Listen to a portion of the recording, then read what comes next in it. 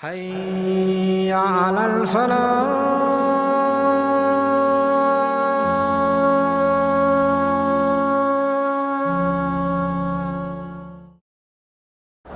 أعوذ بالله من الشيطان الرجيم بسم الله الرحمن الرحيم يا أيها النبي حرض المؤمنين على القتال إن يكن منكم 20 صابرون يغلبوا 200 وَإِن يَكُن مِّنكُم 100 يَغْلِبُوا 1000 مِّنَ الَّذِينَ كَفَرُوا بِأَنَّهُمْ قَوْمٌ لَّا يَفْقَهُونَ الْآنَ خَفَّفَ اللَّهُ عَنكُمْ وَعَلِمَ أَنَّ فِيكُمْ ضَعْفًا فَإِن يَكُن مِّنكُم 100 صَابِرَةٌ يَغْلِبُوا 200 وَإِن يَكُن مِّنكُمْ 1000 يَغْلِبُوا 2000 بِإِذْنِ اللَّهِ وَاللَّهُ مَعَ الصَّابِرِينَ مَا كَانَ لِنَبِيٍّ أَن يَكُونَ لَهُ أَسْرَىٰ حَتَّىٰ يُثْخِنَ فِي الْأَرْضِ تُرِيدُونَ عَرَضَ الدُّنْيَا وَاللَّهُ يُرِيدُ الْآخِرَةَ وَاللَّهُ عَزِيزٌ حَكِيمٌ لولا كتاب من الله سبق لمسكم فيما أخذتم عذاب عظيم فكلوا مما غنمتم حلالا طيبا واتقوا الله إن الله غفور رحيم صدق الله العظيم. محترم سامعین کرام، ابھی آپ لوگوں کے سامنے سورہ انفال کی ایک چھوٹا سا رکوع جو ہے 5 آیات کی وہ تلاوت کی گئی ہے. آیت نمبر 65 سے لے کر کے آیت نمبر 69 تک، 65 سے 69 تک. تو آج انشاءاللہ سیرت النبی کا سلسلہ ہم آگے بڑھائیں گے. الحمدللہ 12 ایپیسوڈ ہو چکے ہیں اور ہم لوگ جنگ بدر تک پہنچ چکے ہیں، بلکہ جنگ بدر جیت بھی چکے ہیں. اب انشاءاللہ اس سے آگے معاملہ آج چلے گا. اور آج جو ہے جنگ بدر اور جنگ احد کے درمیان جو 1 سال کا گیپ، کیونکہ 17 رمضان کو جنگ بدر اور شوال میں نیکسٹ ایئر 3 ہجری کو جنگ احد، تو 1 سال 1 مہینہ کا جو گیپ ہے، تو ان 1 سال 1 مہینہ کے بیچ میں کیا واقعات ہوئے، حالات ہوئے، یہ عام طور سے لوگوں کو سننے میں نہیں آتے. جو بیان بھی کرتے وہ جنگ بدر کے بعد فوراً جب مار دیتے جنگ احد پہ، اور کیونکہ مین ایونٹ وہی ہیں، لیکن اس میں بھی جو ہے 1 سال میں کیا ہوئے، کیونکہ ہم جب بالکل تفصیل سے چل رہے ہیں انشاءاللہ آپ کے سامنے رکھیں گے. اور لاسٹ ہفتہ جو ہے چاہنے کے باوجود جو ہے یہاں پہ پروگرام نہیں ہو سکا، کیونکہ میں سفر پہ گیا ہوا تھا. اب میرا پورا ارادہ تھا کہ میں پہنچ جاؤں گا یہاں پہ، لیکن کسی وجہ سے جو ہے سفر در سفر ہو گیا، جس کی وجہ سے ہم یہاں پر نہیں پہنچ پائے. پھر اس کے بعد طبیعت بھی خراب ہو گئی. آج الحمدللہ طبیعت کچھ بحال ہے. تو دیکھیے جنگ بدر جو ہے 17 رمضان المبارک 2 شوال کو 2 ہجری کو ہوئی. اور سمجھے کہ محمد صلی اللہ علیہ وسلم ربیع اول کے مہینے میں آئے ہیں، تو ربیع اول سے ربیع الاول 1 سال، پھر ربیع اول، ربیع الثانی، جمادی الاول، جمادی الثانی، رجب، شعبان، رمضان، 1.5 سال کے بعد جو ہے جنگ بدر ہوئی. اس میں جو ہے معاملہ ایسا ہوا کہ اللہ تبارک و تعالیٰ کی خصوصی مدد آئی، اور اسپیشل اللہ تعالیٰ کا جو ہے فرشتوں کے ذریعے سے جو ہے مدد ہوئی. اور 313 نہتے ہونے کے باوجود 1000 جو کیل کانٹے سے لیس تھے اور سارے جنگجو نوجوان تھے ادھر سے، اور ان کی جو شکست فاش ہوئی اور مسلمانوں کو فتح مبین نصیب ہوئی، اور بہت ہیومن لائف کے کاسٹ پہ مسلمانوں کو جیت نصیب ہوئی.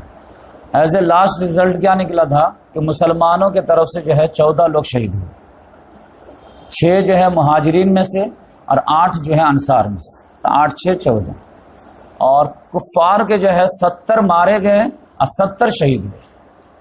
اور اس میں سے جو ہے 70 میں سے کم 24 ایسے تھے 2 درجن جو بالکل سردار لیول کے تھے، عام لوگ نہیں تھے.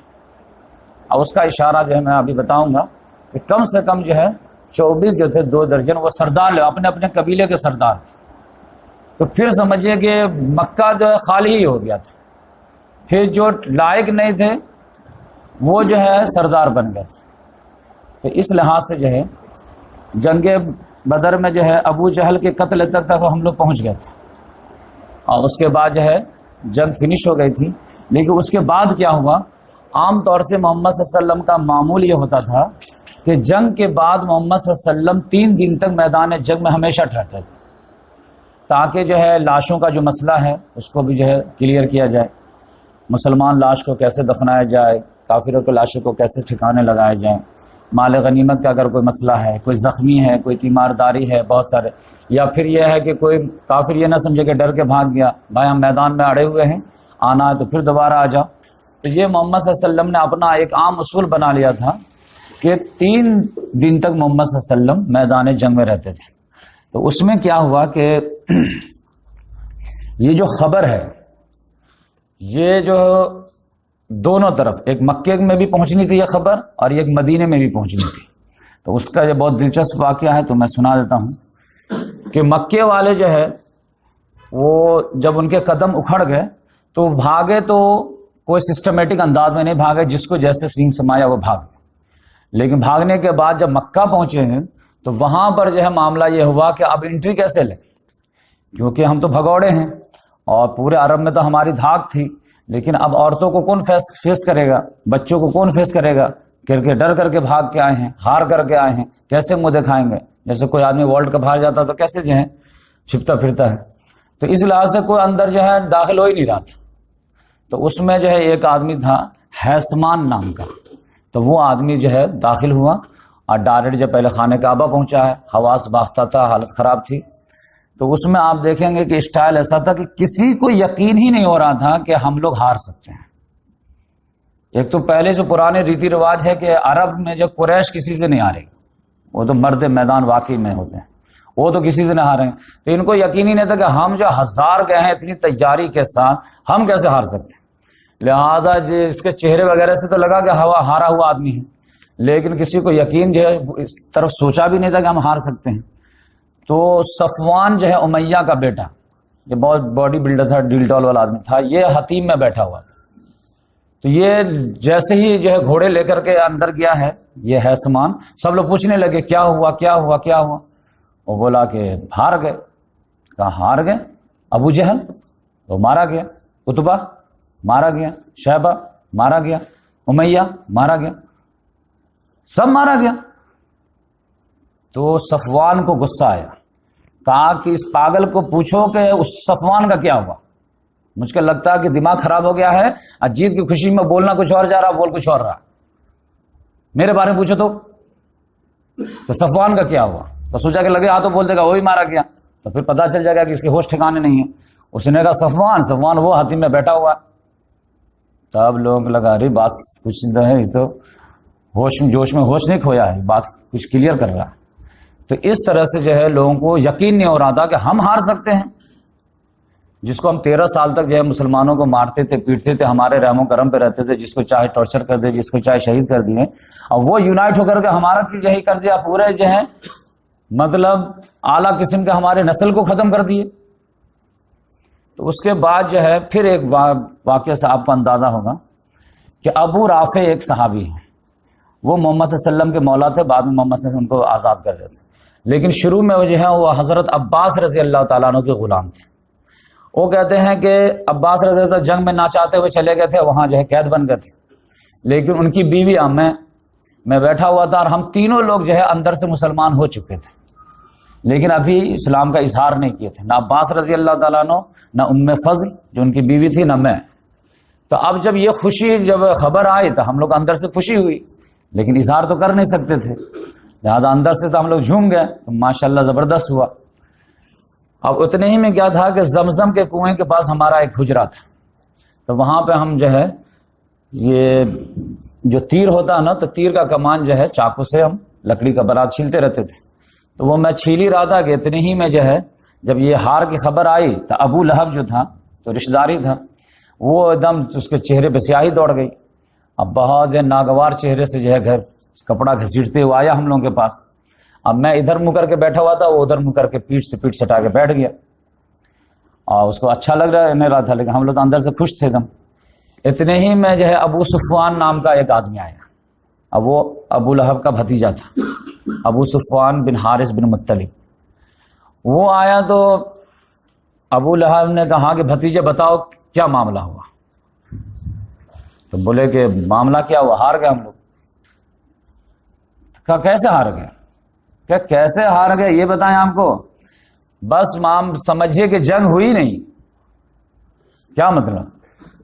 بس سمجھیے کہ معاملہ یہ تھا کہ جیسے سب بچھی آمنے سامنے لگے, بس ہم لوگ گردن حوالے کر دیے, وہ کاٹتے چلے گئے. مقابلہ کہاں ہوا؟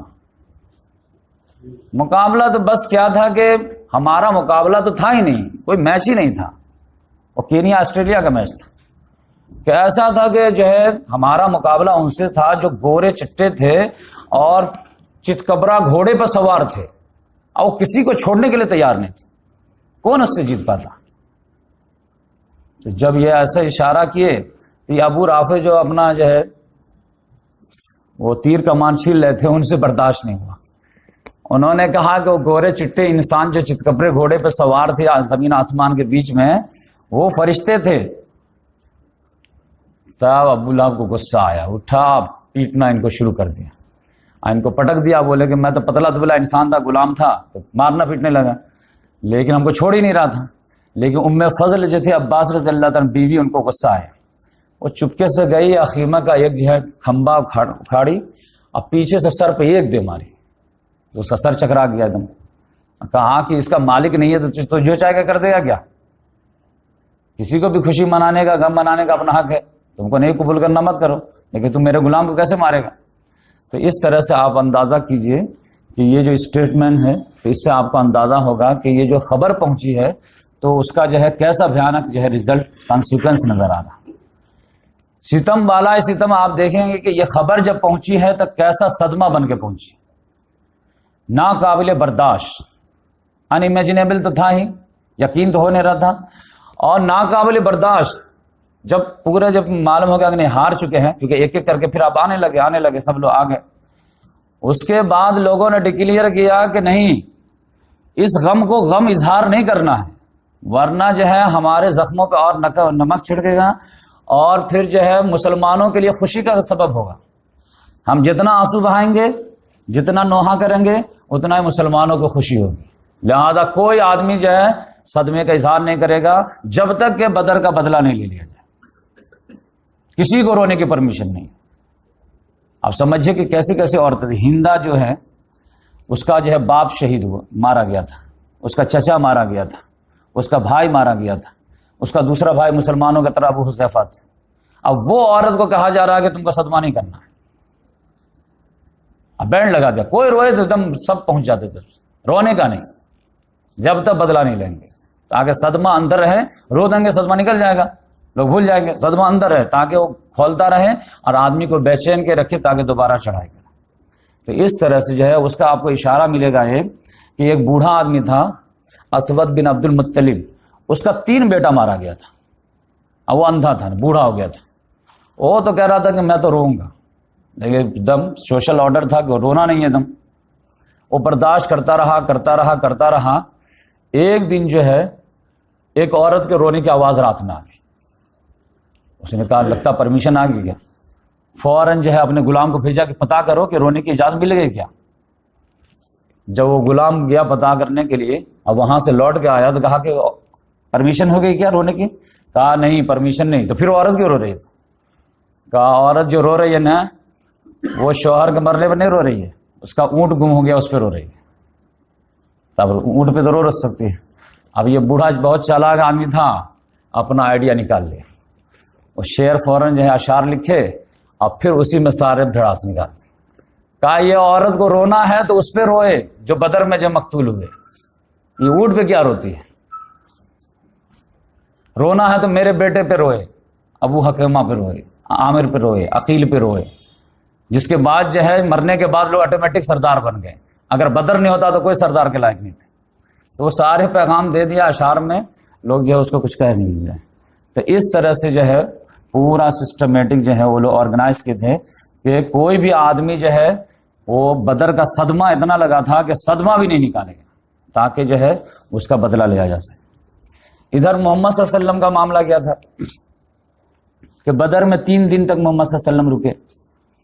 اس میں محمد صلی اللہ علیہ وسلم نے کیا کیا کہ مسلمان جو 13 تو آن دا اسپاٹ شہید ہوئے تھے، اور ایک جو ہے عبیدہ بن حارث وہ راستے میں ہوئے تھے 5 دن کے سفر میں۔ تو محمد صلی اللہ علیہ وسلم نے سارے لوگوں کو جو ہے ایک ایک قبر میں دفنا دیے۔ بعد میں جو جنگ احد میں آپ دیکھیں گے 2 آدمی کو ایک ایک قبر میں دیے، لیکن یہاں پر کم ہی تھے تو 13 قبر کھودنا کوئی مشکل کام نہیں تھا۔ اور شہید کو آپ جانتے ہیں کہ آپ نہ کفن دینے کی ضرورت ہے، نہ غسل دینے کی ضرورت ہے، نہ جنازہ پڑھنے کی ضرورت ہے، فوراً جو ایسے ہی آپ مٹی میں ڈال دیجیے اور اللہ کے پاس بھیج دیجیے، کیونکہ شہید مرتا نہیں ہے، وہ زندہ ہوتا ہے، اور اس کو اللہ کے پاس سے رزق آتی ہے۔ اور اللہ تعالیٰ نے کہا کہ اس کو جو ہے کوئی جو ہے نہ جنازے کی نماز کی ضرورت ہے، نہ غسل کی ضرورت ہے، نہ کفن کی ضرورت ہے، کیونکہ قیامت میں اس کو ایسے ہی اسی حالت میں اٹھاؤں گا۔ اس کے جسم کو کیڑے مکوڑے بھی نہیں کھائیں گے، مٹی بھی نہیں کھائیں گے، اور پھر جب آخرت میں ہم ایسے اٹھائیں گے تو پھر لوگوں کو دکھا دیں گے کہ اس آدمی سے میں کیا حساب لوں۔ جو آدمی اسلام کے لیے جان دیا ہے تو جان سے پیاری تو کوئی چیز نہیں ہے، تو اب اس کے بارے میں جو ہے زکوٰۃ کے بارے میں حساب لیا جائے گا کہ تم زکوٰۃ دیتے تھے کہ نہیں دیتے تھے؟ بھائی وہ جان دے کر گیا، وہ زکوٰۃ کر دیں۔ انسان کی نگاہ میں سب سے زیادہ جان کی اہمیت ہوتی ہے، ہاں اس میں جو ہے زیادہ زیادہ نیت وغیرہ کے بارے میں یہ ہو جائے گا، ورنہ جان سب سے زیادہ پیاری ہے۔ لہٰذا اللہ تعالیٰ نے یہ پروٹوکول دیا شہید کو کہ اس کو کوئی ضرورت نہیں جنازے کی، کوئی ضرورت نہیں غسل کی، کوئی ضرورت نہیں کفن کی، ایسے تو میرے پاس ہے اور ایک سمبل ہو کہ یہ ہے مرٹائر۔ تو اس کے بعد جو ہے محمد صلی اللہ علیہ وسلم مسلمان صحابہ کرام جو شہید ہوئے تھے ان کو اچھی طرح دفنا دیے۔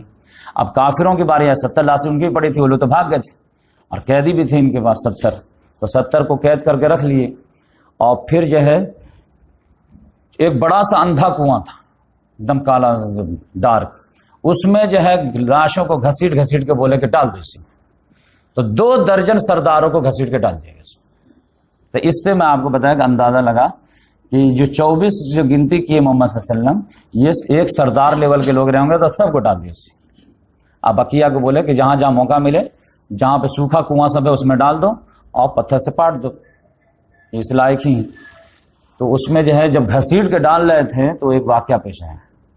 حذیفہ رضی اللہ تعالیٰ عنہ جو عتبہ کے جو لڑکے تھے، جب ان کے والد کے جو ہے لاش کو گھسیٹی جا رہی تھی تو ان کے چہرے پہ ناگواری کا اثر آ گیا۔ تو محمد صلی اللہ علیہ وسلم دیکھے تو محمد صلی اللہ علیہ وسلم نے فرمایا، حذیفہ تم کو اچھا نہیں لگا کیا؟ کچھ دل میں تو انہوں نے کہا کہ یا رسول اللہ بات ایسی نہیں ہے، مجھے کوئی صدمہ ودمہ نہیں ہے کہ والد صاحب کے اس پہ، کیونکہ آپ جب کفر پہ مرے ہیں تو ہمیں کوئی انٹرسٹ نہیں ہے، تو یہ چہرے پہ جو تمہارے آثار ہیں وہ بولے چہرے پہ آثار ہیں، وہ ریزن دوسرا ہے۔ وہ ریزن یہ ہے کہ مجھے میرے والد سے امید تھی کہ یہ اتنا انٹیلیجنٹ تھے تو مجھے نہیں لگتا تھا کہ اتنا ذہین انسان جو ہے اسلام سے دور رہے گا، تو مجھے پورا یقین تھا کہ آج نہ کل نہ پرسوں جو ہے وہ اسلام قبول کر لیں گے، لیکن آج مجھے اپنا جو ایکسپیکٹیشن فیل نظر آ رہا ہے، اس کی وجہ سے مجھے دکھ ہو رہا ہے، ورنہ یہ نہیں کہ ان کے جو ہے کفر پہ مرنے کی وجہ سے مجھے کوئی مسئلہ ہے۔ تو محمد صلی اللہ علیہ وسلم کو لگا کہ بات صحیح ہے۔ اس کے بعد جو ہے 3 دن کے بعد جو ہے مال غنیمت کا مسئلہ آ گیا۔ ایک صحابی کہتے ہیں کہ دیکھیں ہم لوگ جو ہے مدینہ سے نکلے تھے اور بدر میں پہنچے، اور پھر ہم لوگ 3 گروپ میں جو ہے نیچرل ڈیوائڈ ہو گئے۔ جب آمنے سامنے دشمن سے ہوا کہ جنگ جب شروع ہوئی تو ایک فریق جو ہے وہ دشمن کو دوڑانے لگا، دوسرا ایک گروپ جو تھا وہ محمد صلی اللہ علیہ وسلم کی حفاظت کے لیے جو ہے پورا مورچہ باندھ لیا، اور تیسرا گروپ جو ہے وہ مال غنیمت سمیٹنے لگا۔ تو اب تینوں اپنے اپنا کام کر رہے تھے، لیکن جب شام ہوئی جنگ ختم ہو گئی تو پتہ چلا پورا مال غنیمت اس کے ہاتھ میں جو کچھ نہیں کیا ہے۔ تو دوڑانے والے بولے کہ بھائی ہمارا حصہ ہے، تو کہا نہیں ہمارا ہاتھ لگا ہمارا۔ تو جو محمد صلی اللہ علیہ وسلم حفاظت میں تو کہا بھائی سب سے اعلیٰ کام تو میں کر رہا تھا۔ تو اس طرح سے جو ہے تو میں ہو گیا، اب کوئی کسی کو دینے کے لیے تیار نہیں ہوا۔ تو سب لوگ شکایت کیے محمد صلی اللہ علیہ وسلم کے پاس کہ یا رسول اللہ یہ ہم لوگ تو اصل دشمن کو دوڑائے ہیں اور جو لڑائی اصل کیے ہیں، اور نہیں دوڑاتے تو مال غنیمت لوٹنے کی نوبت ہی نہیں آتی۔ تب پھر محمد صلی اللہ علیہ وسلم کو غصہ آیا، اب بولے کہ مال غنیمت سب جمع کرو، یہاں پہ کسی کا نہیں ہے، تینوں گروپ میں سے کسی کا نہیں، سب جمع کرو یہاں پہ، سب جمع کرا دیے، اور پھر عبداللہ بن کعب کو بولے تم اس کی حفاظت کرو، اور کسی کو نہیں ملے گا، سب اللہ رسول کی۔ اور آپ تعجب کریں گے کہ جنگ بدر کتنا شاندار جیت ہے، ابھی آگے میں بتاؤں گا مدینہ میں کیا ہوا، اتنی بہترین فتح ملی تھی کہ سارے مسلمانوں کا دل ٹھنڈا ہو گیا تھا، 14 سالوں کا جو ہے دکھ درد ختم ہو گیا۔ لیکن اس پر جو اللہ تعالیٰ نے جو تبصرہ کیا، اور ٹوٹل آیات 75 آیات میں تبصرہ کیا ہے 6 رکوع میں، تو اب تبصرہ اسٹارٹنگ کہاں سے ہونی چاہیے تھی؟ لیکن مجھے تعجب ہوتا ہے کہ سورہ انفال جو پورا کا پورا لائیو ڈاکومنٹری ہے جنگ بدر پہ، کس کی کیا غلطی تھی، یہ سارے جو میں پڑھ کے نہیں سناؤں گا کیونکہ سیرت النبی کا انٹرسٹ ختم ہو جائے گا، ورنہ رمضان وغیرہ میں انشاءاللہ اس پہ پورا ترجمہ ہوگا۔ لیکن آپ دیکھیں کہ پہلی آیت اللہ تعالیٰ نے اسی کو پوائنٹ کو اٹھایا کہ جو تمہاری شارٹ کمنگس تھی، ورنہ عام طور سے کیا ہوگا، اتنی بڑی جنگ جیت کر کے کوئی فوج آئی ہے تو اس کے تو سارے جو ہے اچھے کارنامے گنائے جاتے، لاسٹ میں کہا جاتا ہے کہ ٹھیک ہے لیکن تھوڑا یہ شارٹ کمنگ وغیرہ بھی دور کر لو۔ لیکن اللہ تعالیٰ نے کہا نہیں، خوبی تو تمہارے سارے جو ہے ریکارڈ ہو رہے ہیں، آخرت میں مل کے رہیں گے، دنیا میں ایک بھی شارٹ کمنگس نہیں رہنی چاہیے، جتنا سفید کرتا اتنا چھوٹا ڈاٹ بھی بڑا دکھتا ہے۔ لہذا یسألونک عن الانفال قل الانفال للہ والرسول، یہ لوگ مال غنیمت کے بارے میں پوچھتے ہیں کہ کس کا ہے، میرا ہے، اس کا، اس کا ہے، کہہ دیجئے قل الانفال للہ والرسول، مال غنیمت پورا کا پورا اللہ رسول کا۔ نفل کس کو کہتے ہیں؟ جو اضافی چیز ہے، ابھی آپ فرض پڑھیں گے پھر سنت پڑھیں گے، نفل پڑھیں گے۔ نفل کیا ہے؟ جو پڑھ لیے تو اچھی چیز ہے، نہیں پڑھے تو کوئی بات نہیں، اضافی چیز۔ تو جنگ میں آئے تھے کس لیے؟ شہادت کے لیے آئے تھے یا مال غنیمت کے لیے آئے تھے؟ تو علامہ اقبال نے تو اشعار کے ذریعے کیا سکھایا؟ شہادت مطلوب و مقصود مومن، نہ مال غنیمت نہ کشور کی شاہی۔ تو شہادت چاہیے تھا نا، تو شہادت اللہ نے نہیں دیا، فتح دے دیا، اب مال غنیمت کے لیے جھگڑا گیا، رکھو سب یہاں پہ۔ تو سارے لوگ جیسے جو ہے آپ کے گھر میں 4 بچے ہوں اور 3 سیب لے کر کے آپ پہنچ جائے یا کوئی مہمان لے کے آ جائے، تو سارے بچے ایک ایک لے لیں گے، تو چھوٹی بچی جی چلانے لگے گی، ابو ہم کو نہیں ملا، امی ہم کو نہیں، تو ابو ڈانٹیں گے سب بانٹ کے کھاؤ، نہیں کوئی نہیں دے رہا، تو پھر کیا کہ لاؤ سب، کسی کو نہیں ملے گا، اور پھر ماں جو ہے کاٹ کاٹ کے آتا سب کو دے گی۔ تو یہی اسٹائل جو تھا کہ اللہ تعالیٰ کسی کو نہیں ملے، سب۔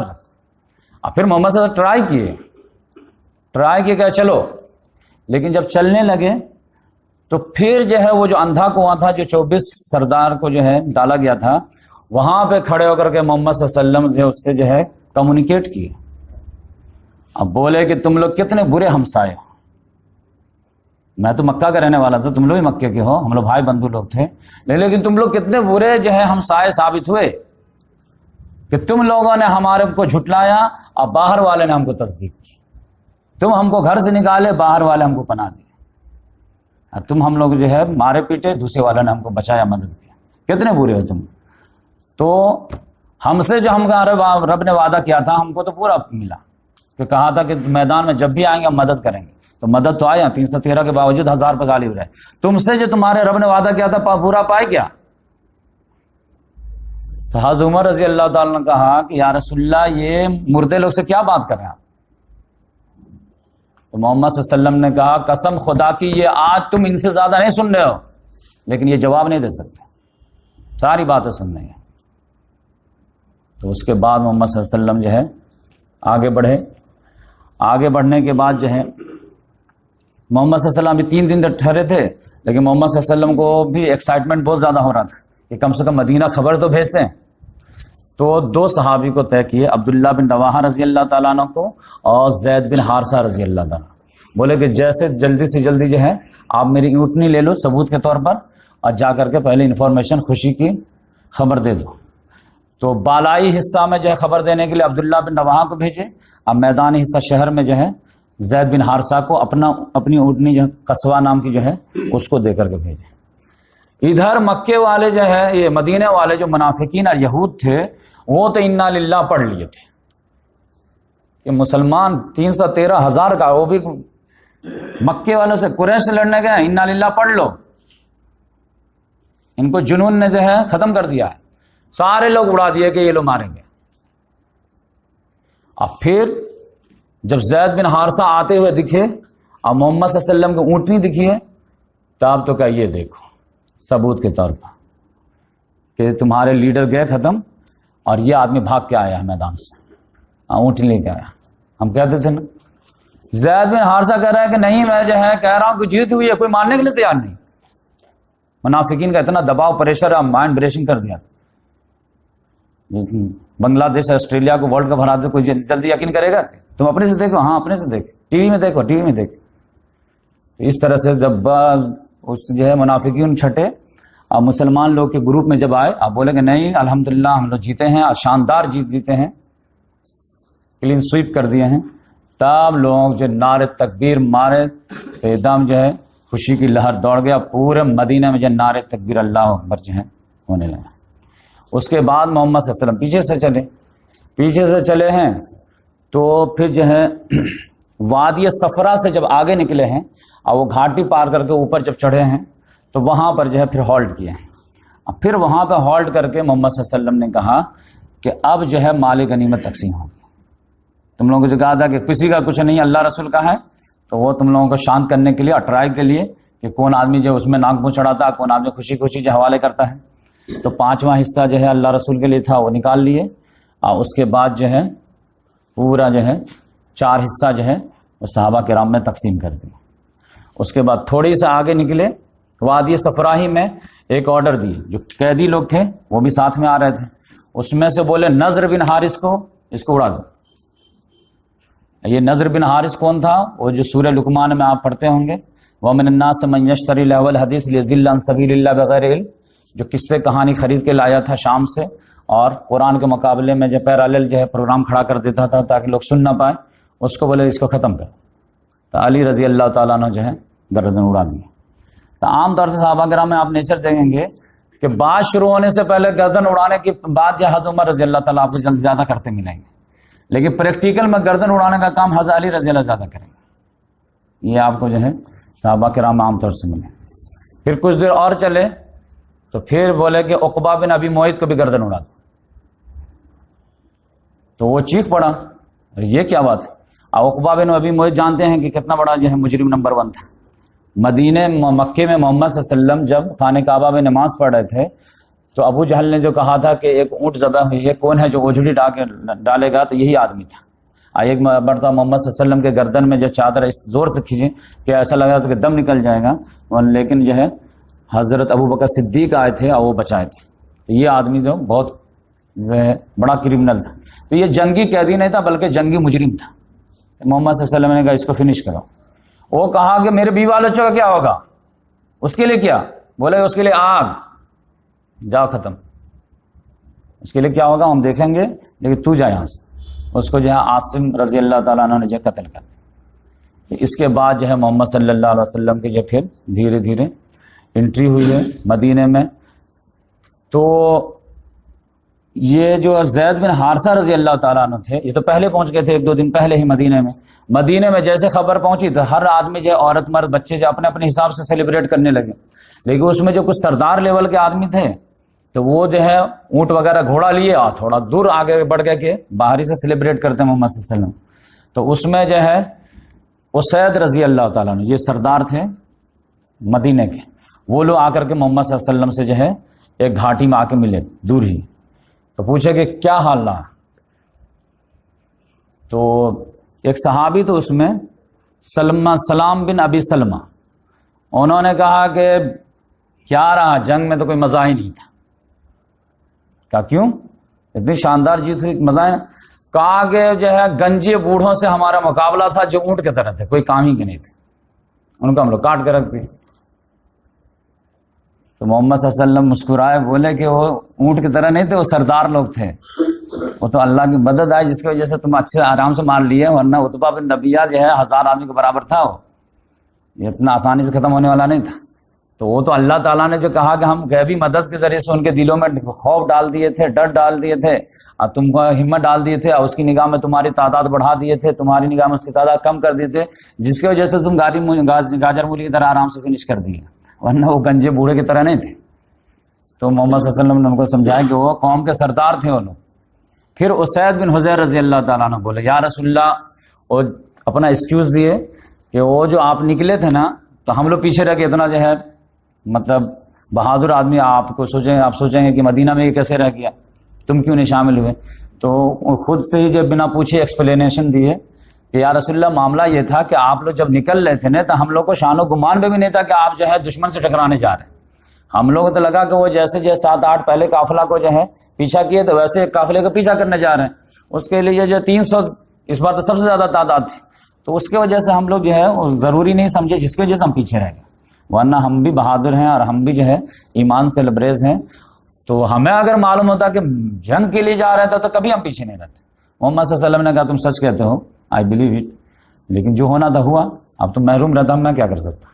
تو اس طرح سے محمد صلی اللہ علیہ وسلم مدینے میں آئے تو ایسا امپیکٹ پڑا, ایسی خوشی کی لہر ہوئی کہ آپ اندازہ کیجئے کہ عبداللہ بن ابی بھی جو ہے جو 1 سال سے ویٹ کر رہا تھا 1.5 سال سے, اب مسلمانوں کے ساتھ تھا, مہمان ٹھہرانے کے لیے سب سے پہلے وہی ریکویسٹ کیا تھا, لیکن آج تک وہ جو ہے ایمان قبول نہیں کیا تھا. لیکن جنگ خبر سننے کے فوراً بعد ایمان قبول کر لیا, کیونکہ وہ سمجھ گیا کہ اب تیل دیکھو تیل کی دھار دیکھو. جو قریش کو جو ہے حالت خراب کر دیا تھی تو پورے عرب کا حالت خراب ہے, لا الہ الا اللہ. اور پھر اس کے بعد منافقت, وہ سمجھ گیا کہ جو ہے اب جو ہے مطلب ان کے اگینسٹ میں جا کر کے آپ ان کے خلاف ہم کچھ نہیں کر سکتے, ہاں آستین کا سانپ بن کر کے ان کو ڈسا جا سکتا. تو ایمان قبول کر لیا. لیکن سب سے زیادہ جو ہے برا امپیکٹ پڑا وہ کس کو پڑا؟ یہود کو. یہود کا کیا ہے کہ یہ جنگ بدر ایسا جو ہے سماج بنا دیا نا کہ نہ صرف یہ کہ ان کی دھاک بیٹھ گئی بلکہ یہ بھی بیٹھ گئی کہ یہ لوگ حق پہ, کیونکہ جنگ بدر سے فوراً پہلے جو ہے نا ابو جہل لگاتار دعائیں کیا کہ آج فیصلہ ہو جائے گا حق پہ کون ہے, آج فیصلہ ہو جائے گا باطل پہ کون ہے, جو جیتے گا مانا جائے گا حق پہ, جو ہارے گا مانا جائے گا باطل پہ, کون رشتوں کو کاٹنے والا ہے کون رشتوں کو جوڑنے والا ہے.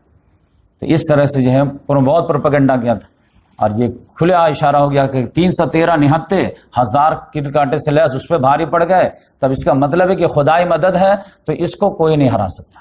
تو پورا عرب کے بدوؤں پہ امپیکٹ پڑ گیا, پھر جو یہود پہ امپیکٹ پڑ گیا, پھر منافقین پہ امپیکٹ پڑ گیا, سب پہ پڑ گیا. تو جس کے وجہ سے یہود لوگ جو ہے جل بن گئے. اور یہود کے 3 قبیلے تھے, بنو قینقاع, بنو نذیر, بنو قریظہ. تو بنو نذیر, بنو قریظہ وغیرہ تو تھوڑا باہر تھے, بنو قینقاع والے تو بیچ مارکیٹ میں تھے, اور ان کے محلے کا نام بھی بنو قینقاع ہی تھا. اور یہ سب سے زیادہ یہود میں بہادر لوگ تھے, اور ان کا جو کاروبار ہی جو ہے سونار الوہار کا تھا, لہذا ہر بچے کے پاس ہتھیار تھا. تو یہ لوگ جو ہے ان تینوں میں کمپیریٹیولی جو ہے سب سے زیادہ بہادر مانے جاتے تھے. یہ لوگ جب دیکھے کہ سارے لوگ متاثر ہو رہے ہیں, اور جو ہے ہر جگہ بدر ہی کا چرچا, جیسے ورلڈ کپ جیتتا تو کیا رہتا, 5-6 مہینہ تک تو وہی ٹی وی اسکرین پہ چلتا رہتا ہے. تو اس لحاظ سے یہ لوگ خالی وہی چرچا رہتا تھا. اب یہ مارکیٹ میں جب لوگ آتے تھے تو سامان خریدے, پھر وہی بدر کا چرچا شروع, اور سارے لوگ متاثر دکھتے تھے. اب یہ یہود لوگ سوچتے تھے کہ کم سے کم یہ ہوا تو ختم ہوا مہینہ 2 مہینہ, لیکن یہ جو ہے اعصاب پہ سوار ہو گیا ہے مسلمان. اب اس کو کاؤنٹر کرنے کے لیے دھیمے دھیمے انداز میں جو کاؤنٹر کرنا شروع کر دیا, ارے کیا ہے چلو, ارے کیا ہے یہ, ارے وہ. دھیرے دھیرے مسلمان اگنور کرتے رہے. محمد صلی اللہ علیہ وسلم کو بہت ساری امیدیں تھیں کہ یہود تو انشاءاللہ ایمان قبول کریں گے, کیونکہ ہمارا ان کا بہت کلوز ریلیشن ہے, یہ بھی اللہ کو مانتے ہیں, ہم بھی مانتے ہیں, یہ بھی آخرت کو مانتے ہیں, ہم بھی مانتے ہیں, یہ بھی سینکڑوں رسولوں کو مانتے ہیں, ہم بھی مانتے ہیں, یہ بھی کتابوں کو مانتے ہیں, ہم بھی مانتے ہیں. بس یہ ان کو جو ہے ایک اسٹیپ بڑھ کے ہم کو بھی ماننا ہے, ہمارے قرآن کو بھی ماننا ہے. تو ان سے تو بہت ساری امید ہے. کفار مکہ تو وہ لوگ جو ہے نبوت رسالت کچھ نہیں جانتے, تو وہ اگنور ہیں, تو ٹھیک ہے. اس لحاظ میں محمد صلی اللہ علیہ وسلم لائٹلی لے رہے تھے. لیکن محمد صلی اللہ علیہ وسلم نے ایک دن ان کو وارننگ بھی دیا. جب دیکھے کہ یہ لوگ جو ہے زیادہ جو ہے آل فال بک رہے ہیں, تو محمد صلی اللہ علیہ وسلم نے مارکیٹ میں سب کو جمع کیے اور پھر وارننگ دیے کہ بنو قینقاع والوں ہوش کے ناخن لو, ابھی دیکھو ایک کی فائل میں نپٹا ہوں ابھی, اور ایسا نہ ہو کہ تمہارے بھی فائل نپٹنے کا ٹائم آ جائے وقت سے پہلے, تو تمہارے بکواسات ہم تک آ رہے ہیں تو ہوش کے ناخن لو. ایسا نہ ہو کہ تمہارے خلاف بھی ہم کو ایکشن لینا پڑے. ہم صرف جو معاہدہ جو ہوا تھا جوائنٹ ڈیفینس آف مدینہ, اس کا ہم برہم رکھ رہے ہیں. تو اسی میں سے کسی نے کھڑے ہو کر دیا کہ یہ آپ بھول بھلیاں مت رہیے, یہ قریش کے کچھ اناڑیوں سے آپ کی جو لڑائی ہوئی تھی, اب وہ میدان چھوڑ کے بھاگ گئے. ہم مرد ہیں, جوان مرد ہیں, ہتھیار ہمارا کھلونا ہے. جب ہم سے پالا پڑے گا نا, پھر پتا چلے گا جو ہے جنگ کیا چیز ہوتی ہے. تب اللہ تعالیٰ نے سورہ آل عمران انعام کی آل عمران کی آیت نازل قل للذین کفروا ستغلبون، آپ کہہ دیجئے ان کافروں سے بھی، اہل کتاب کے کافروں ستغلبون، ان قریب تو بھی مغلوب ہوگا، وتحشرون الی جہنم، اور تو بھی جہنم کے گرد جمع کیا جائے گا، اور بئس المصیر۔ قد کان لکم آیۃ فی فئتین التقطا، اور تمہارے لیے بہت بڑی نشانی ہے جب دو جو ہے جماعتیں آپس میں ٹکرائی تھی۔ تو کہا اے محمد صلی اللہ علیہ وسلم ان کو جو ہے آپ سنا دیجیے آیت کہ تمہارا بھی فائل نپٹنے کا ٹائم آنے والا ہے، اب کب آئے گا وہ ویٹ کرو تو اس طرح سے وہ لوگ جو ہے محمد صلی اللہ علیہ وسلم کہا کہ اس کے جو ہے گستاخی کو اگنور کرو۔ اور ابھی چونکہ قریش کا کیا رسپانس آتا ہے اس کے بعد 10 ہی دن کے بعد آ جاتے ہیں یا سال بھر کے بعد آتے ہیں، تو پہلے تو ہم کو مین دشمن پہ فوکس کرنا ہے اور ان کے بکواس کا بھی اگنور کرو۔ لیکن وہ محمد صلی اللہ علیہ وسلم جو اس کی وجہ سے اگنور کر رہے تھے، ان کے حوصلے بلند ہو رہے تھے کہ بیچ بجمے میں ہمارا ایک سردار نے ٹوک دیا، کچھ نہیں کی، لہذا وہ بڑھتا گیا حوصلہ، یہاں تک کہ وربل سے فزیکل پہ آ گئے، وربل سے فزیکل پہ کیا آ گئے، اور جس کی وجہ سے محمد صلی اللہ علیہ وسلم کو ایک سخت نوٹس لینا پڑا۔ اور وہ کیا تھا کہ ایک مسلم عرب عورت تھی، وہ جو ہے کچھ مارکیٹ میں بیچنے کے لیے آئے، اس سے اس کو کچھ پیسہ حاصل ہوا، پھر اسی پیسے سے جو ہے سونار کے دکان پہ گئے کچھ خریدنے کے لیے، وہاں پہ 4-5 یہودی لڑکے بیٹھے ہوئے تھے، وہ مزہ لینا شروع کر دیے۔ اب بولے کہ چہرہ دکھائیے، انہوں نے کہا سامان دکھانے کی بات کر رہے ہیں تو چہرہ دکھانے کی کیا بات کر رہا ہے، تو سامان دو، تو وہ مذاق کرنے لگے۔ مذاق ہی میں جو ہے وہ آگے بڑھ گئے کہ ایک لڑکا پیچھے آیا اور ان کا پلو جو ہے ایک رسی میں باندھ دیا اور اوپر جو ہے کسی طرح ٹانگ دیا۔ اب بات وہ بیچاری جو ہے کر رہی تھی، اب پھر جب وہ سودا ودا لینے جو تھا کام ہو گیا تو بیچاری اپنا اچانک اٹھی تو اس کا پورا کپڑا اٹھ گیا، تو اس طرح وہ جو ہے بالکل جو ہے انسلٹ ہو گئے، تو وہ چیخی چلائی۔ تو بغل 2-4 دکان کے بعد جو ہے ایک مسلمان لڑکے کی بھی دکان تھی، وہ دوڑا ہوا آیا، کیا ہوا کہا دیکھیں ہمارے ساتھ بدتمیزی کیا، کسی نے بدتمیزی کیا، اسی نے کیا، اس کو گردن اڑا دیا۔ عرب والے کے تو یہ مزاج تھا، بات کم کرتے تلوار زیادہ چلاتے تھے۔ پھر سارے یہودی کو لگا ہمارے یہودی کو مار دیا، سب لوگ مل کے اس کو مار دیے۔ تو اب اس سے جو ہے پینک کریٹ ہو گیا، خبر محمد صلی اللہ علیہ وسلم تک پہنچی، سارے جو لڑکا جو مسلمان قتل ہوا تھا وہ سارے لوگ محمد صلی اللہ علیہ وسلم کے پاس پہنچ گئے، یا رسول اللہ یہ دیکھیے اب اس کے حوصلے تو اتنے بلند ہو گئے ہیں کہ ایک مسلم خاتون کے ساتھ چھیڑ چھاڑ کرتا ہے۔ محمد صلی اللہ علیہ وسلم نے حمزہ رضی اللہ تعالیٰ عنہ کو بولے کہ تیاری کیجیے، جھنڈا دیے، بولے کہ گھیراؤ کیجیے، اس کا گھیراؤ کیے تو 500 صحابہ کرام تیار، جھنڈا دیا حمزہ رضی اللہ تعالیٰ عنہ کو، اور پورا مارکیٹ کو بلاک کر دیا۔ اور یہ اتنی بڑی بڑی جو ڈینگا مار رہے تھے، آتے دیکھے کہ سب لوگ جو اپنے قلعہ میں گھس گئے، کوئی لڑنے کے لیے تیار نہیں۔ محمد صلی اللہ علیہ وسلم نے کہا نہیں، قلعہ کو بھی گھیرو، اب میں تو نہیں بخشوں گا۔ اب قلعہ کو گھیرے تو پھر قلعہ اندر سے بند کر لیا، اور پھر اوپر سے کہ کتنا دن آپ ویٹ کریں گے۔ محمد صلی اللہ علیہ وسلم نے جو ہے خاموش جو ہے میسج دیے کہ میں قیامت تک بیٹھوں گا، نہیں چھوڑوں گا نہیں میں تم کو۔ تو یہ 15 شوال سے لے کر کے ذیقعدہ تک، ایک ذیقعدہ 15 دن تک محاصرہ کنٹینیو جاری رکھے۔ اب بولے جب تک تو سرنڈر نہیں کرے گا تب تک نہیں، اور جتنا لیٹ کرے گا تو اتنا زیادہ ورس پنشمنٹ دوں گا میں، زیادہ جو شانتی سے آ جائے گا تب تو ٹھیک ہے، اور زیادہ تنگ کر کے جو ہے یہ کرے گا تو پھر تو اسی حساب سے میں پنشمنٹ بھی دوں گا۔ تو ان لوگوں کو لگا کہ زیادہ غصہ نہ ہو جائے تو 15 دن کے بعد سرنڈر کریں۔ اچھا ٹھیک ہے، آپ جو فیصلہ کریں گے منظور، بولیے ہتھیار ڈالیں۔ ہتھیار ڈالے، محمد صلی اللہ علیہ وسلم نے کہا کہ ٹھیک ہے میں فیصلہ کرتا ہوں۔ تو تیور ہی سے پتا چل گیا کہ محمد صلی اللہ علیہ وسلم کسی کو بخشنے والے نہیں۔ 700 نوجوان تھے لڑنے والے، اور اس میں بھی جو 400 ننگے بدن والے لڑنے والے تھے اور 300 زیرہ پہنے ہوئے تھے، اب 500 سے گھرا ہو گیا تھا، 700 کی حالت خراب ہو گئی۔ آپ کہے گا اور تو بچوں کو چھوڑ دو، یہ 700 کا تو نہیں پڑھ دو۔ لیکن یہ اب عبداللہ بن ابی جو تھا منافق، یہ 1 مہینہ پہلے ہی جو ہے ایمان قبول کیا تھا، وہ آ گیا کہ نہیں، کیونکہ یہ جو ہے بنو قینقاع والے جو ہے جو خزرج والے تھے ان سے دوستی تھی، اور خزرج کا یہ سردار تھا۔ اس نے کہا یا رسول اللہ ہماری ان سے دوستی ہے، کچھ تو لحاظ کیجیے۔ محمد صلی اللہ علیہ وسلم نے کہا نہیں چھوڑو مجھے۔ اس نے کہا نہیں ایک چانس تو دیجیے۔ محمد صلی اللہ علیہ وسلم نہیں، چانس نہیں ملے گا۔ پھر اس نے گریبان میں ہاتھ ڈال کر کے تو محمد صلی اللہ علیہ وسلم بچ گیا، وہ لمبا چوڑا تھا بھی۔ محمد صلی اللہ علیہ وسلم چھوڑو مجھے، نہیں چھوڑوں گا، آپ معاف کیجیے اس کو۔ باقی محمد کہا نہیں میں معاف نہیں کروں گا۔ پھر انہوں نے کہا نہیں آپ کو کرنا پڑے گا۔ لیکن آپ سمجھیے کہ محمد صلی اللہ علیہ وسلم جو ہے مدینے میں آ گئے تھے، ایک حیثیت تو حاصل ہو گئی تھی، لیکن آپ جانتے ہیں کہ 100% حیثیت نہیں حاصل ہوئی تھی۔ اسی لیے میں اتنی تفصیل سے سنا رہا ہوں تاکہ وہ کنفیوژن دور ہو کہ لوگ سمجھتے کہ محمد صلی اللہ علیہ وسلم مدینہ پہنچتے ہی اسلامی اسٹیٹ قائم ہو گئے. نہیں، وہ اسٹیپ بائی اسٹیپ ہوا ہے، ایک ساتھ نہیں ہوا.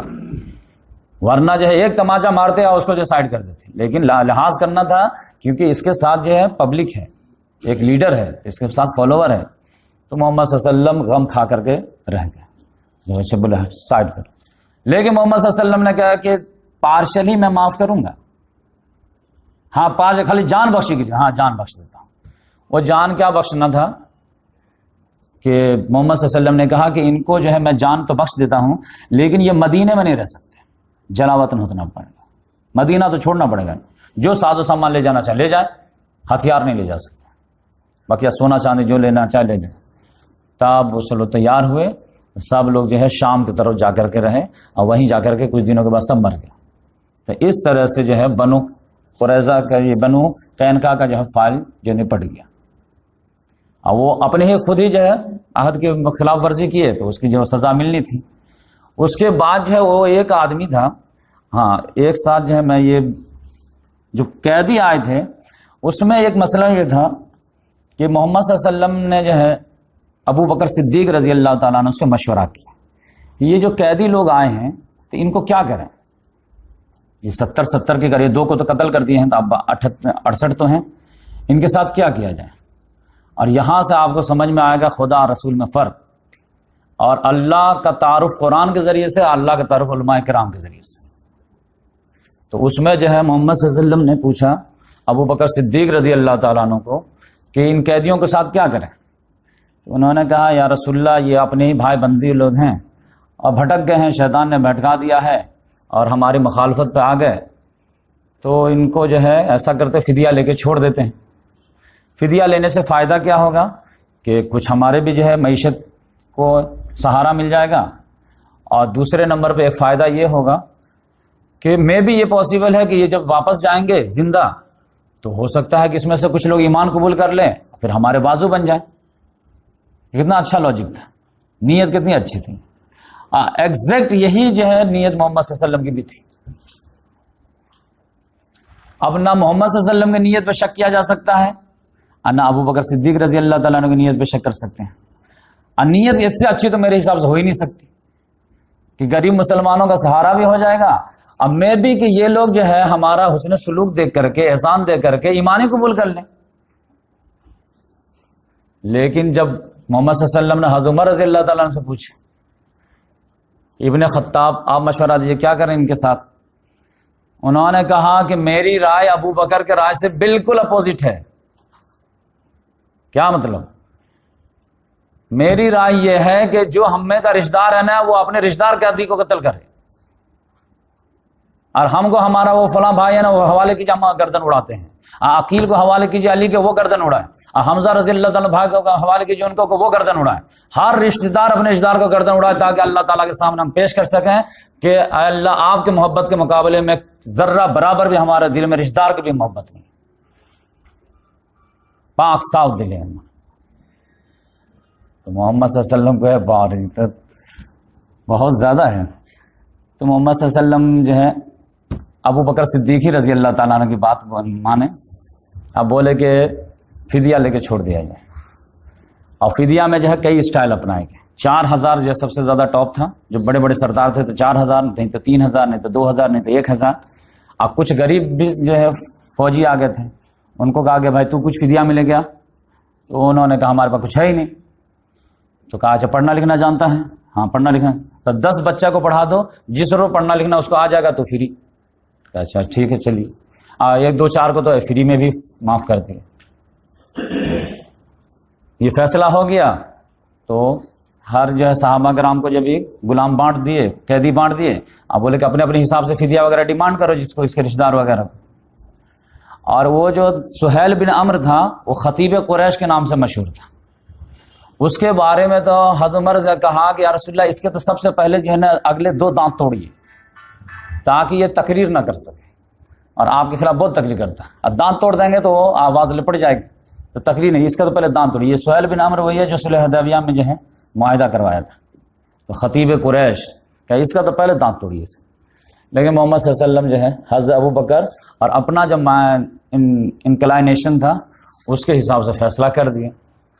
تو حضرت عمر رضی سوچے کہ ٹھیک ہے، بس ہمارا کام تھا مشورہ دینا، دے دیے، قبول ہونا ہو کوئی مسئلہ نہیں. لیکن وہ کہتے ہیں کہ میں جب صبح میں آیا اپنے دونوں دوستوں سے ملنے کے لیے، محمد صلی اللہ علیہ وسلم تھے حضرت ابو بکر سے، تو وہ دونوں زاروں قطار رو رہے ہیں بیٹھ کر کے، وہ بھی رو رہے ہیں وہ بھی رو رہے ہیں. تو میں تو دیکھ کے تڑپ گیا، یا رسول اللہ یہ کیا ہوا، کس وجہ سے رو رہے ہیں؟ کوئی بول ہی نہیں رہے. کہ یار سے بتائیے کیوں رو رہے ہیں، اگر وہ غلطی میں بھی شامل ہوں تو میں بھی رو، اور نہیں میری غلطی نہیں ہے تو کم سے کم آپ کے غم میں غمگین ہو جاؤں، ریزن تو بتائیے.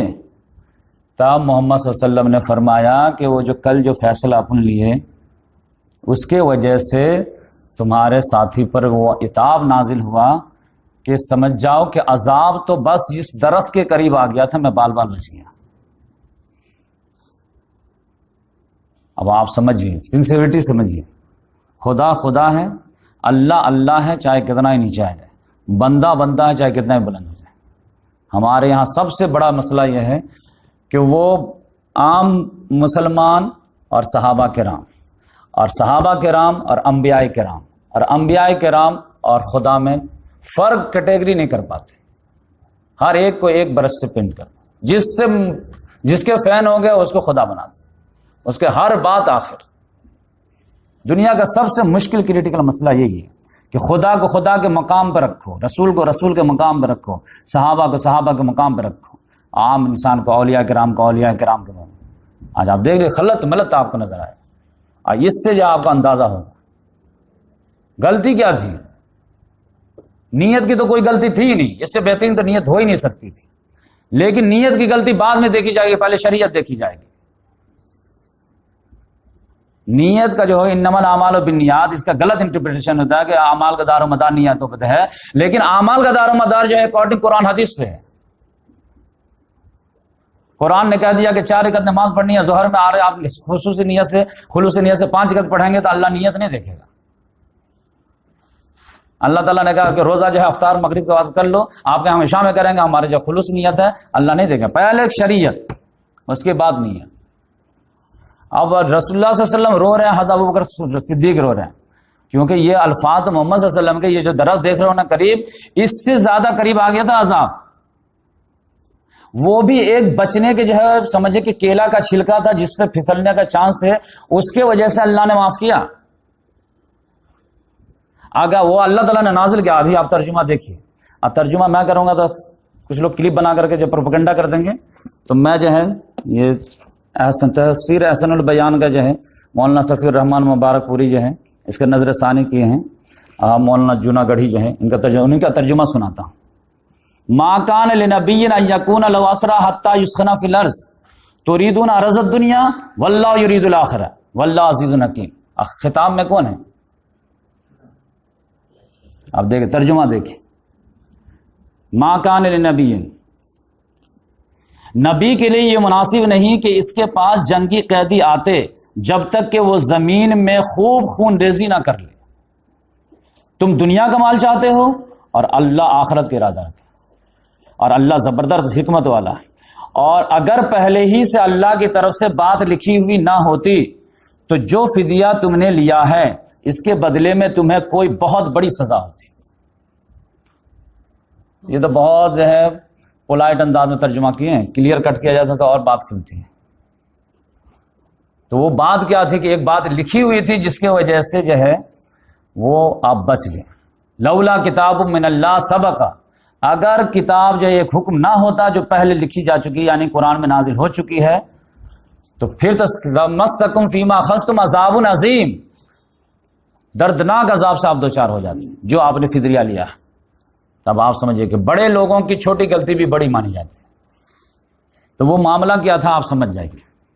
یہ سورہ محمد میں اللہ تبارک و تعالیٰ پہلے ہی نازل کر چکا تھا. اور وہ پہلے کیا اللہ تعالیٰ نے نازل کیا تھا کہ جنگ بدر سے پہلے سورہ محمد نازل ہوئی ہے اور جنگ بدر کے بعد سورہ انفال نازل. اس میں اللہ تعالیٰ نے پہلے دے دیا تھا کہ جنگ بدر اگر ہو تو تم کو کیا کرنا ہے، اور جنگ بدر ہو گئے تو کیا کرنا ہے. تو اس میں اللہ تعالیٰ نے کہہ دیا تھا فَإِذَا لَقِيتُمْ فَضَرْبَ الرِّقَابِ، جب دشمن سے مٹبھیڑ ہو جانا ہے تو گردن اڑانا شروع کر دو. اس میں لحاظ اخلاق مت دکھانا. حتی اذا اسخنتموہم فشدوا الوثاق، یہاں تک کہ دشمن کو بالکل کچل دو تب جو ہے بندی بنانا. جب حتی تضع الحرب، وہ بھی کب؟ جب جنگ ہتھیار ڈال دے تب بندی بنا سکتے ہو، ورنہ بندی اس سے پہلے نہیں بنا سکتے. اس کے بعد چاہو تم فإما فدان و اما فدیۃ، یہ اس کے بعد یا تو تم فدیہ لے کر چھوڑ دو، فری میں چھوڑ دو، کچھ بھی کرو، کوئی مسئلہ نہیں. لیکن جب تک جنگ ختم نہیں ہوئی ہے اور دشمن کی پوری طاقت جو کچلی نہیں گئی ہے تب تک تم قیدی بھی نہیں بنا سکتے. یہی وجہ ہے کہ وہ آپ کو جو میں اسٹوری سنایا کہ بلال رضی اللہ تعالیٰ نے امیہ بن خلف کا عبد الرحمان کے کیپچر میں سے چھین کر کے قتل کر دیے تھے، ایک بھی کوئی ملامت کیا؟ کیونکہ اللہ کی نگاہ میں وہی کام اصل تھا.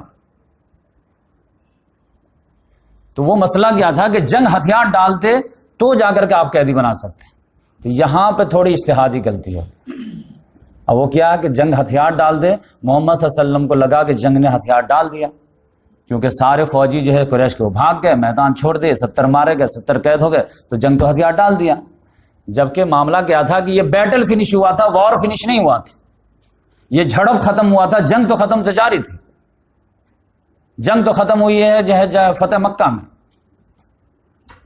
تو جو انگلش کا جو دو ورڈ ہے بیٹل اور وار، تو وار تو کنٹینیو جاری رہتی ہے لیکن بیٹل تو جھڑپ ہوتی رہتی ہے.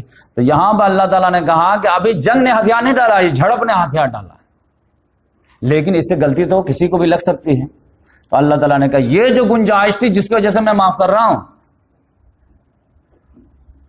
یعنی کیلا کا چھلکا تھا تو میں پھسل گیا تھا، اب کیسے پھسل؟ کیلا کے چھلکے وجہ سے پھسل گیا، ایسے نہیں پھسلا. تو ایک جو پوائنٹ تھا جس کی وجہ سے اب آپ اندازہ کیجیے کہ شریعت میں جو ہے اگر باریکی سے ٹارچ لے کر کے قرآن کو پڑھیں گے نہیں اور اس کے حساب سے اپنا جو ہے لاہ عمل نہیں طے کریں گے تو آپ کہاں تک جو اللہ کو خوش کر پائیں گے.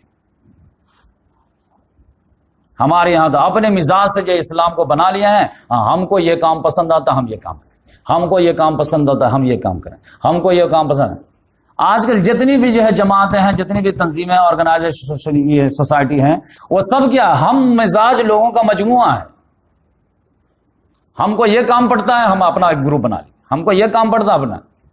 جبکہ اسلام کا مطالبہ کیا کہ آپ کو ٹیسٹ کے لیے پیدا کیا گیا ہے اور ٹیسٹ میں آپ کو ہر جو ہے سچویشن لا کر کے آزمایا جائے گا. کہ آپ بہت زیادہ نرم دل بنتے ہیں، آپ کو کبھی ہارڈ فیصلہ لینے پہ اللہ مجبور کرے گا، اور خدا کے خاطر لیتے ہیں کہ نہیں لیتے. اور آپ کو خالی لڑائی بھڑائی اچھی لگتی ہے، آپ سے کوئی معصوم غلطی کرا دے گا اور آپ ایک معصوم بچے کے سامنے جھک کر کے غلطی ایکسپٹ کرتے یا نہیں کرتے. اسی لیے علامہ اقبال نے کہا نا کہ قہاری و غفاری و قدوسی و جبروت، 4 عناصر ہو تو بنتا مسلمان. ہمارے یہاں کوئی پولائٹ ہے تو پولائٹ ہی پولائٹ ہے، کوئی جو ہے ہارڈ ہے تو ہارڈ ہی ہارڈ ہے. وہ اسلام کے لیے خلاف نہ جھکنے کے لیے تیار ہے، نہ دبنے کے لیے تیار ہے، نہ لڑنے کے لیے تیار ہے. جو جھک رہا وہ جھکتا ہی چلا جا رہا، جو اڑ رہا وہ اڑتا ہی چلا جا رہا. یہ آپ سمجھ جائیے. ون سائیڈڈ جو ہے لے کے چلیں گے آپ زندگی میں ناک رگڑ کے رہ جائیں گے، خدا کو خوش نہیں کر پائیں گے. خدا کو خوش کرنے کے لیے اپنا ڈور آپ کو قرآن کے ہاتھ میں دینا پڑے گا، اور قرآن کا ہم کو اپنا ڈور دیں گے، تھمائیں گے تو وہ ہر سچویشن کو آپ کو میدان میں لے کے آئے گا کہ ابھی تم کو جھکنا ہے، ابھی تم کو اڑنا ہے، یہاں پہ تم کو پیچھے ہٹنا ہے، یہاں پہ تم کو آگے بڑھنا ہے. محمد رسول اللہ والذین معہ اشداء علی الکفار رحماء بینہم، یہی خصوصیت تھی. محمد کون ہے؟ اللہ کے رسول ہیں. اور ان کے ساتھی کیسے ہیں بتائیں تم کو 2 لفظ میں، اشداء علی الکفار رحماء بینہم، کافروں پہ سخت، آپس میں رحم. ہمارے یہاں جو رحم دل ہے وہ رحمی دل ہے، ہر کے لیے ہے، اور جو سخت ہے وہ سب کے لیے سخت. ہو حلقے یاراں تو بریشم کی طرح نرم، رزم حق و باطل ہے تو فولاد ہے مومن. ہماری یہ تصویر ہے. جو عبادت کر رہا وہ عبادت ہی میں لگا ہوا، جو جنگ کر رہا وہ جنگ ہی میں لگا ہوا. جو اقامت دین کی بات کر رہا خالی وہی کرتا ہے، جو نماز کی بات کرتا ہے خالی وہی کرتا ہے. تو یہ جو ہے آپ سمجھئے کہ یہ جو ہے ایک سائڈڈ پکچر نہیں چلے گی. آپ کو قرآن کے حساب سے جو ہے آپ کے شخصیت میں جو ہے وہ ساری خوبی جو رنگ بھرنا پڑے گا. جو علامہ اقبال نے کہا کہ قہاری و غفاری و قدوس و جبروت، قہاری بھی آنی چاہیے اور غفاری بھی آنی چاہیے اور قدوس بھی ہونا چاہیے اور جبروت بھی ہونا چاہیے، تب جا کے مسلمان بنتا ہے. ہم تو ہمارے سامنے لائیے پرسنالٹی، کوئی ایسی پرسنالٹی جو وقت آنے پہ اڑتا بھی ہو اور وقت آنے پہ جھکتا بھی ہو، اور نجی میں رات میں جو ہے مسلح پہ بھی نظر آئے اور وقت آنے پہ میدان میں بھی نظر آئے. کہاں نظر آتا؟ تو اس لحاظ سے جو ہے اس میں اتنا زیادہ سبق تھا کہ یہ اللہ تبارک و محمد صلی اللہ علیہ وسلم دکھا، یہ میسج میں دیا امت کو کہ دیکھیے یہ ٹاپ موسٹ یہ اس امت کے ہیں، ان کو میں جب اتنا زیادہ جو سخت نوٹس لیا ہوں تو معمولی علماء کرام کی کیا حیثیت؟ ما کان لنبی ان یکون له اسرى حتى یسکن فی الارض تريدون عرض الدنیا واللہ یرید الاخرہ، اللہ آخرت چاہتا ہے۔ آخرت سے مراد کیا تھا؟ یہاں پہ کیا چاہتے تو آخرت چاہتا ہے، قتل کرتے تو اللہ آخرت چاہتا ہے۔ ہمارے یہاں قتل کرنے کو بہت برا سمجھ، نہیں یہ بیڈ تھنگ نہیں، خدا کے نام پر قتل کرنا بھی سب سے اعلیٰ کام، کیونکہ اصل جو آپ کا کام ہے وہ خدا کی مرضی کو نافذ کرنا ہے۔ ہم جب کرتے ہیں کہ خلافت کی بات کرتے ہیں تو لوگ کہتے ہیں کہ عرب میں جو ہے اگر جو ہے اسلامی جمہوریت آئے گی تو کہیں جو خلفشار نہ ہو جائے۔ ارے لاکھوں خلفشار ہو جائے اسلام کے ایک حکم کو نافذ کرنے کے لیے، کیا فرق پڑتا ہے؟ حضرت علی رضی اللہ تعالیٰ پورے دور خلافت میں جنگ کیے کہ نہیں کی؟ تو انہوں امن کے چکر میں کہاں پڑے رہے؟ مومن فقط احکام الہی کا پابند، چاہے جنگ ہو یا امن ہو، اس سے ہم کو کیا لینا؟ وہ ہم جانتے کہ وہ اللہ جانے گا، ہم کو وہی کرنا ہے جو اللہ کا حکم بتا رہا۔ ہم اپنے حساب سے نہیں ڈیسائیڈ کریں گے یہ کریں گے تو یہ ہو جائے گا، وہ کریں گے تو وہ ہو جائے گا۔ تو پھر آپ کا اللہ کے بندے کہاں رہے؟ آپ تو اپنے آپ کے بندے ہوں گے۔ تو اس لحاظ سے آپ سمجھیے کہ محمد صلی اللہ علیہ وسلم کا یہ مسئلہ ہے۔ یہود میں جو ہے ایک بہت بڑا مسئلہ تھا کہ ایک آدمی تھا انڈیویجول، یہ قبیلے کے لحاظ سے تو بنو قینقاع جو تھا بہت خطرناک تھا، اناک میں دم کیا ہوا تھا محمد صلی اللہ علیہ وسلم، تو ان کا تو فائل نپٹ گیا۔ لیکن دوسرا مسئلہ جو آیا، اور آپ کو ایک اور تھوڑا شیئر کر دیتا ہوں۔ حضرت اسامہ بن زید رضی اللہ تعالیٰ وہ کہتے ہیں کہ جب میرے والد جب خبر لے کر کے آئے نا تو پھر محمد صلی اللہ علیہ وسلم تو لاؤ لشکر کے ساتھ آئے۔ محمد صلی اللہ علیہ وسلم جب لاؤ لشکر کے ساتھ آئے تو ہم لوگ کی کیا کیفیت تھی معلوم ہے؟ وہ رکھتا نا کبھی خوشی کبھی غم، اور یہاں تک کہیں خوشی کہیں غم، کہ محمد صلی اللہ علیہ وسلم جس وقت پہنچے ہیں تو اس وقت ہم لوگ کیا کر رہے تھے معلوم ہے؟ کہ محمد صلی اللہ علیہ وسلم کی سیکنڈ نمبر کی جو بیٹی تھی رقیہ رضی اللہ تعالیٰ عنہا، جو حضرت عثمان غنی رضی اللہ بیوی تھی، اس کو قبر میں دفن کر کے جو ہے مٹی ڈال کر کے ابھی ہم لوگ فارغ ہو رہے تھے۔ اب آپ اندازہ کیجیے، آپ لوگ جب اپنی بچی کے عقیقہ میں شامل نہ ہوں گے نا تو گھر والے سر پہ اٹھا دیں گے کہ یہ لڑکے کو جو ہے بیوی بال بچوں کے حقوق ہی معلوم نہیں۔ یہاں جوان بیٹی اب وہ بیڈ مرض پہ ہے اور یہاں مہم تیار ہے۔ آپ نے داماد کو بولے کہ آپ مت جائیے، انشاءاللہ آپ کو جو ثواب بھی ملے گا مالک انعام میں تمہیں بھی ہم آپ حصہ دیں گے۔ اور اسامہ جو بالکل پوتے کے مانند تھے ان کو بھی جو ہے روک دیے، تو بھی رہو ان کا ساتھ دو۔ لیکن محمد صلی اللہ علیہ وسلم اپنا مہم جو ہے کینسل نہیں کہ نہ پسپون۔ کیا محمد صلی اللہ علیہ وسلم کو اپنی بیٹی سے پیار نہیں تھا؟ حضرت رقیہ رضی اللہ تعالیٰ عنہ کو بیڈ پہ چھوڑ کے گئے ہیں، اور ایسے چھوڑ کے گئے ہیں کہ آپ جی نہیں پائے گی۔ اور محمد صلی اللہ علیہ وسلم جب آئے ہیں تو جب جنگ بدر کی خوشی تھی تو بیٹی کے جو ہے رخصتی کی غم۔ تو جب تک یہ پورا سیکریفائز کرنے کے لیے اگر آدمی قربان نہیں ہوگا تو اسلامی موومنٹ آگے بڑھے گا ہی۔ اسی لیے قرآن نے کہا نا یا ایھا الذین آمنوا لا تلھکم اموالکم ولا اولادکم عن ذکر اللہ، اللہ کے ذکر سے جو ہے یہ مال اور اولاد یا تم کو روکنا نہ پائے۔ حقوق ان کے ہیں لیکن اس سے زیادہ تو تم کو اسلام کے ہاتھوں بک چکے ہو، تو ان کے حقوق تو سب سے مقدم ہوں گے۔ تو اس لحاظ سے جو ہے محمد صلی اللہ علیہ وسلم جو ہے بیٹی کے جو ہے کہ پھر اس کے بعد حضرت عثمان غنی رضی اللہ تعالیٰ بہت مغموم رہنے لگے، تو محمد صلی اللہ علیہ وسلم نے پھر سیکنڈ بیٹی سے یہ شادی کر دی ام کلثوم سے، تب جا کر کے وہ تھوڑا پھر خوش ہوئے۔ تو یہود میں جو ایک آدمی تھا اس نے جو ہے ناک میں دم کر دیا تھا۔ اب وہ کون تھا؟ کعب بن اشرف۔ یہ بڑے جو ہے خطرناک آدمی تھا، اور یہ کھلم کھلا بدر کے بعد جو ہے نا مسلمانوں کے خلاف اشعار کہنا شروع کر دیا۔ یہ بہت باڈی بلڈر تھا، خوبصورت بھی تھا، مالدار بھی تھا، سرمایہ دار بھی تھا، ساری خصوصیات، اور اس کا وہ ناجائز فائدہ اٹھا رہا تھا، مسلمانوں کو بہت زیادہ جو ہے چڑھاتا تھا۔ پھر جب جنگ بدر کے بعد جب مکے والے تیار نہیں ہو رہے تھے تو یہ مدینہ سے مکہ چلا گئے، مکہ گیا، اب وہاں جا کر اشعار کہہ کر کے سب کو جو ہے انووک کیا، اب پھر جو ہے جنگ کے لیے تیار کرایا۔ اور اس میں جو ہے حسد کی آگ میں یہ اتنا جلا بھنا تھا کہ آپ سمجھیے کہ یہ کہاں سے کہاں تک نکل گیا۔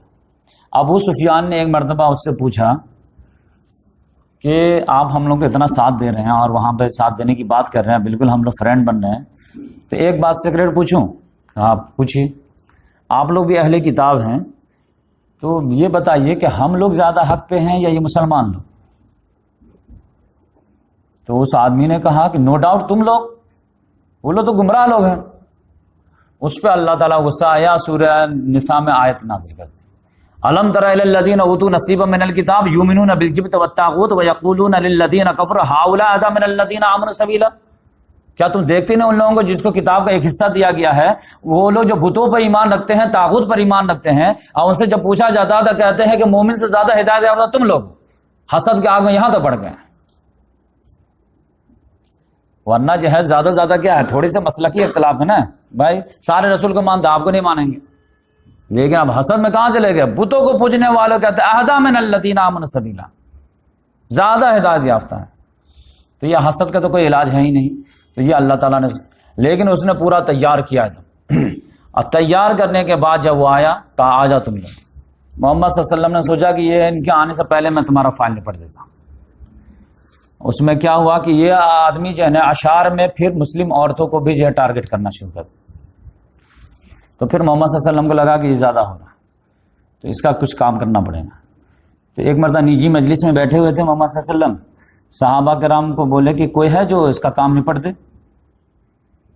تو محمد بن مسلمہ رضی اللہ تعالیٰ نے کہا کہ یا رسول اللہ آئی ایم ریڈی. ایک اور صحابی تھے ابو نائلہ، انہوں نے کہا یا رسول اللہ آئی ایم آلسو.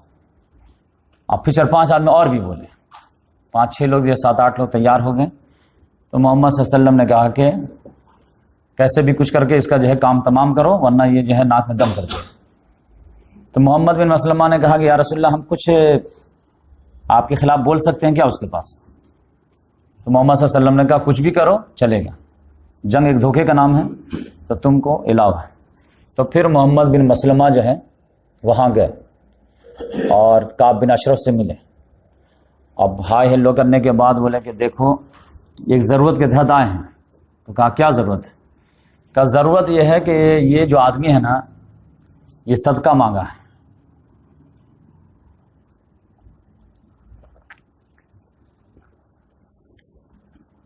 اور ہمارے پاس پیسہ ہے نہیں، اور ہم لوگ تو سوچے تھے کہ یہ رسول وقت کے ہیں، ایمان قبول کر لیے جھٹکے میں، لیکن یہ تو ناک میں دم کر دیے. ہر آدمی سے لڑائی کرتے پھرتے ہیں، ادھر مہم بھیجتے ہیں، ادھر بھیجتے ہیں، ادھر کرتے ہیں، اور ڈیلی کہتے ہیں انفقو انفقو، خرچ کرو خرچ کرو. کتنا خرچ کریں؟ غریب ہو گئے، کنگال ہو گئے، سارے لوگ دشمن ہو گئے ہمارے. تو کہا کہ ہم تو کہتے نہیں تھے، ابھی کیا، ابھی تو اور دیکھو کتنا جھیلنا پڑے گا تم کو. اور سمجھاتے تو تم لوگ سمجھتے نہیں ہو، سب لوگ چپک کے بیٹھے رہتے. بولے اب تو غلطی ہو گئی نا، اب تو کوئی موقع آئے گا تبھی ہم ان سے الگ ہوں گے. تو ابھی کیا چاہتے ہو؟ تو بولا کہ ابھی کیا ہے جو ہے 1-2 وسق جو ہے وہ مانگا ہے، تو میرے پاس تو ہے نہیں. اگر آپ کچھ کوآپریٹ کر دیتے تو میں دے دیتا، جب وقت آئے گا تو ہم لوگ بھی جو بغاوت کر دیں گے، لیکن ابھی 10 روپے 1 وسق کے لیے تو بغاوت نہیں کریں گے. تو کہا کہ اچھا ٹھیک ہے، لیکن میں تم کو دوں گا تو واپس کہاں، واپس ہم کر دیں گے، گارنٹی. کہا گارنٹی میں کیا چاہتے ہیں آپ؟ تو کہا گارنٹی میں کیا ہے، تم اپنی عورتوں کو ہمارے یہاں حوالے رکھ دو. اب اس کا جو ذہنیت آپ سمجھ جائیے، اندازہ. تو محمد بن مسلمہ نے کہا کہ عورتوں کا رکھ دیں ہم، آپ جو جیسا خوبصورت انسان کون جو رکس لے گا. تو وہ سوچا کہ میری تعریف ہو گئی. تو کہا کہ اچھا عورتوں کو نہیں رکھ سکتے تو بیٹوں کو رکھ دو. تو کہا بیٹوں کو رکھ دیں 1-2 وسق کے لیے، تو پھر تو زندگی بھر بیٹے کو کوئی جینے ہی نہیں دے گا. سب ہمارے بیٹے کو تانا ماریں گے کہ تمہارے باپ نے جو 1-2 وسق کے لیے گروی رکھ دیا تھا تم کو. تو ایسا تو نہیں ہوگا. تو پھر تو بولے کہ ہمارے پاس جو ہتھیار ہے، تو بولی تو ہتھیار آپ کے حوالے کر دیتے ہیں، جبکہ ہتھیار تو جان سے زیادہ پیاری ہے ہم لوگوں کو، لیکن مجبوری ہے تو آپ کو ہتھیار دے دیں گے. تو بولے ہاں ہتھیار دے دو چلو. تو بولے ٹھیک ہے ہم لے کر کے آئیں گے تو آپ کو دے دیں گے. آپ کوئی مسلمان دیکھے بھی نہیں تو رات میں آئیں گے، ورنہ دن میں تو کوئی بھی مسلمان دیکھ لے گا کہ کعب بن اشرف سے دوستی ہے تو منافق ہے یہ. پھر یہ ہٹے تو ابو نائلہ آ گئے، وہ تو دو شریکی بھائی بھی تھے اس کے. وہ بھی اسی طرح کی بات کی ہے. کہا کیا بات ہے؟ کہا ارے کیا کرے، پریشان ہو گیا 1.5 سال سے. کیا پریشان ہوگا؟ ارے ان پر ایمان نہیں قبول کر لے گی تو غلامی سمجھ لی. کیا مطلب؟ ارے ہمیشہ پیسہ ہی مانگتے رہتے ہیں، یہ کرتے رہتے ہیں، یہ مہم ہے وہ مہم ہے، سب سے دشمنی ہو گئی ہے، ہم لوگ جو سو نہیں پاتے اچھے سے، ڈر لگا رہتا. پھر اس کو بھی ویسے ہی ڈانٹا ڈپٹا کے بولتے ہیں کہ تم لوگ جو ہے سمجھتے ہو نا بات. پھر وہ بھی بولے کہ ہم لوگ جو ہے کچھ مدد کیجیے. اور یہ جان لیجئے کہ میں اکیلا نہیں ہوں، جس طرح میں پریشان ہوں نا کئی لوگ پریشان ہیں، وہ بھی آپ سے ملنا چاہ رہے ہیں. بلا وہ بھی 5-6 لوگ جو تھے وہ آ کر کے ملے سب لوگ. اچھا آپ لوگ بھی پریشان ہیں؟ ہاں پریشان ہیں. پارٹی چینج کریں گے؟ ہاں چینج کریں گے. بولا آ جائیے رات میں. تو رات میں بولا یہ لوگ اپنے حساب سے تیاری کر کے گئے. اب جب جو اپنے قلعے میں کے اندر محل میں تھا تو یہ جو ہے آواز لگائی ابو نائلہ نے. کہا بہت تیز اس کی آواز ہے تو پہنچی. اس کے بعد اب اس کی نئی ایک شادی ہوئی تھی، نئی دلہن تھی.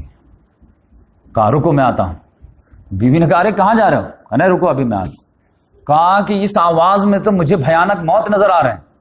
سنے نہیں تم موت کی پکار لگ رہی تھی؟ کہا ارے اتنے پیار سے اگر کوئی بلائے تو آدمی کو موت کے لیے بھی جانا چاہیے. تو ایک دم خود معلوم تھا کہ ہماری تو صبح میں کچھ اور ہی بات ہوئی ہے. تو وہ گھر سے نکلا ایک دم جب خوشبو میں ایک دم تر تھا.